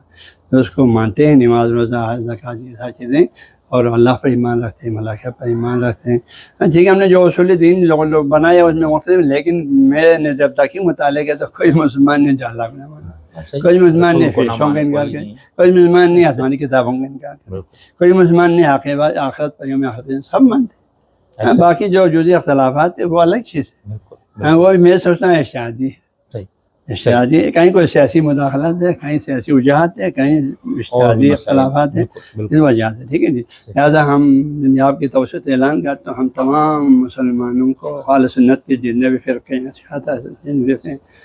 شرع جو بھی اخباری اصولی، ہم سب کا اپنا مسلمان کیا بات، بس یہی میں ہم سب کا اپنا مسلمان باعث میں خدا گواہ. میں طرح ایک نور بخشی دیکھ کر مجھے خوشی ہوتے ہیں، دوسرے مسلمان بھائی دیکھتا ہوں مجھے ایسا ہی خوشی ہوتا ہے. حقیقی نور بخشی اور حقیقی صوفیہ تصوف والے ہے یہی نظریہ رکھنا والے. اور میں نے آپ کو مثال دے دی، ابھی بھی دوبارہ دیکھ رہا ہوں، کیونکہ دنیا سے ہونے کا ساتھ کچھ لوگ آپ جیسے لوگ خوش ہو جائیں گے اور اچھا تاثر ملے. میں نے دیا بھی میں تمام مسلمان فرقوں کو، ہاں جی، اور تمام مسلمانوں کو ایک وسیع اور عاری جس کا اینڈ نہیں ہے، کیونکہ قیامت آگے تو اینڈ ہوگا، اس سے پہلے اینڈ نہیں ہوگا. وسیع اور عاری گلستان سمجھتا ہوں، یہ بہت اور خوبصورت تمام فرقوں کو اس گلستان کی مختلف جو ہے حصے سمجھتا ہوں. پھول ہے مختلف، پھول ہے کیارم کی.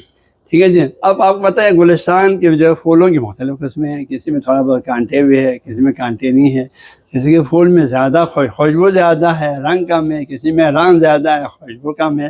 ہاں جی، تو لیکن یہ سارے مختلف پھول اور یہ سب مل کر اس گلستان کو زینت دیتے ہیں. کیا بات. ہاں جی، اور یہ تب جا کے اس کو گلستان ہی کہتے ہیں. لہٰذا میں تمام مسلمانوں کو اس عظیم گلستان کا، جس کا شروع اور آخر شروع پیغمبر سے شروع ہو گیا، اور کل قیامت کے قریب جو ہے یہ گلستان جو ہے ختم ہوگا. ہاں جی، اس بات تو یہ گلستان روشن رہے گا. اس کے تمام مسلمان جو ہے ہر فرد اس کی ایک ایک پھول کی شاخیں ہیں، ایک ایک گل ہے، کلیاں ہیں، اور تمام مسلمان فرقے اس گلستان کے جو ہے مختلف کیار ہیں. واہ کیا بات. یہ میرے پورا عقیدہ ہے خدا کا. یہ مطلب یہ کہ اگر میں ایسا ہی سمجھتا ہوں، یہی بنیادی پوائنٹ اگر اسی بنیاد پر میں سب کو محبت کرتا ہوں. یہی میرے لیے کافی اللہ سے محبت کرتا ہے، میرے لیے کافی محمد مصطفیٰ صلی اللہ علیہ وسلم سے محبت کرتا ہے. ہاں جی، تو یہ ہم اس کی امتی ہیں، اسی قرآن کو سینے سے لگا ہوا ہے، اسی کی نشر و اشاعت کے لیے ہر کوئی اپنی بھرپور تعاون کر رہے. اسی طرح باقی عقائد. بس یہ بنیادی پوائنٹ سب کو سمجھ میں آ جائے تو میرے خیال سے اس حوالے سے جو بڑے مسائل ہے اس کو ہم کم کر سکتے، بہتر کر سکتے. اور اگر حضور کی اس روایت کو جس کو کچھ لوگ اگر صحیح نہ مانے، لیکن اختلاف امتی رحمت یا اختلاف علماء امتی رحمت وہ اسی تناظر میں ہے کہ بھئی اس کو رحمت آپ تحقیق کا سبب بن جائے. اب ہم نے اس کو زحمت کا اور خون ریزی کا سبب بنایا کہ ہماری اختلاف تحقیق کا سبب بننا چاہیے، اختلاف فرقے کا سبب نہیں بننا چاہیے. بہت اچھا. تو علامہ صاحب میں اصل میں پورشن میرے 3 رہ گئے. ایک میں کلامی نقطۂ نظر سے، فقہی طور پر اور عرفانی طور پر، اور کچھ اتحاد المسلمین نور بخشیات اس حوالے سے کچھ میرے تفصیلی سوالات ہیں، لیکن چونکہ ٹائم میں نے آپ سے کافی لیا، آپ نے ماشاءاللہ سے بہت بھرپور استقبال کیا، پورا ٹائم دیا، اور اللہ تعالیٰ نے آپ کو جو علم اور جو معرفت سے نوازا، آپ نے اس کو انڈھیل دیا، ہمارے سامنے انفاق کے طور پر پیش کیا. تو میں آپ سے ایک اور مجلس کرنا چاہوں گا، ایک اور آپ کے ساتھ جو ہے نا، ہم آپ کے ساتھ جو ہے نا ایسے شخصیات کے ساتھ جو اسلام کے لیے کام کرتے ہیں، مسلمانوں کو نزدیک کرنے کے لیے کام کرتے ہیں. ہاں جی، مسلمانوں سے نفرت کو یا تو ختم کرنے یا کم سے کم کرنے کے لیے ان کا ہمارا پورا ٹیم ہے. بہت شکریہ. بس میں یہ چونکہ یہ آج کی جو گفتگو تھی، آپ کو ٹیم مل کے جب بھی ہمیں فون کر ہم ٹیم، بس آج کی جو گفتگو تھی یہ تمہیدی تھی، سمجھ لیں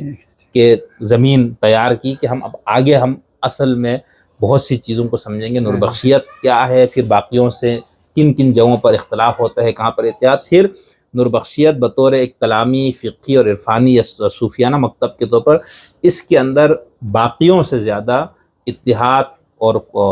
قربت کو فروغ دینے کے لیے جو اس کے اندر صلاحیت موجود ہے علمی فکری بنیادوں پر، اس پہ ہم تفصیل سے آپ سے بات کریں. تھینک یو، بہت شکریہ. خوش آمدید. ہم آپ کو دل کی گہرائیوں سے ویلکم. بہت نور بخشیت 365 کو ڈاؤن لوڈ کرنے کے لیے گوگل پلے اسٹور پر جا کر نور بخشیت 365 لکھیں. بالکل مفت اور فری دستیاب ہے.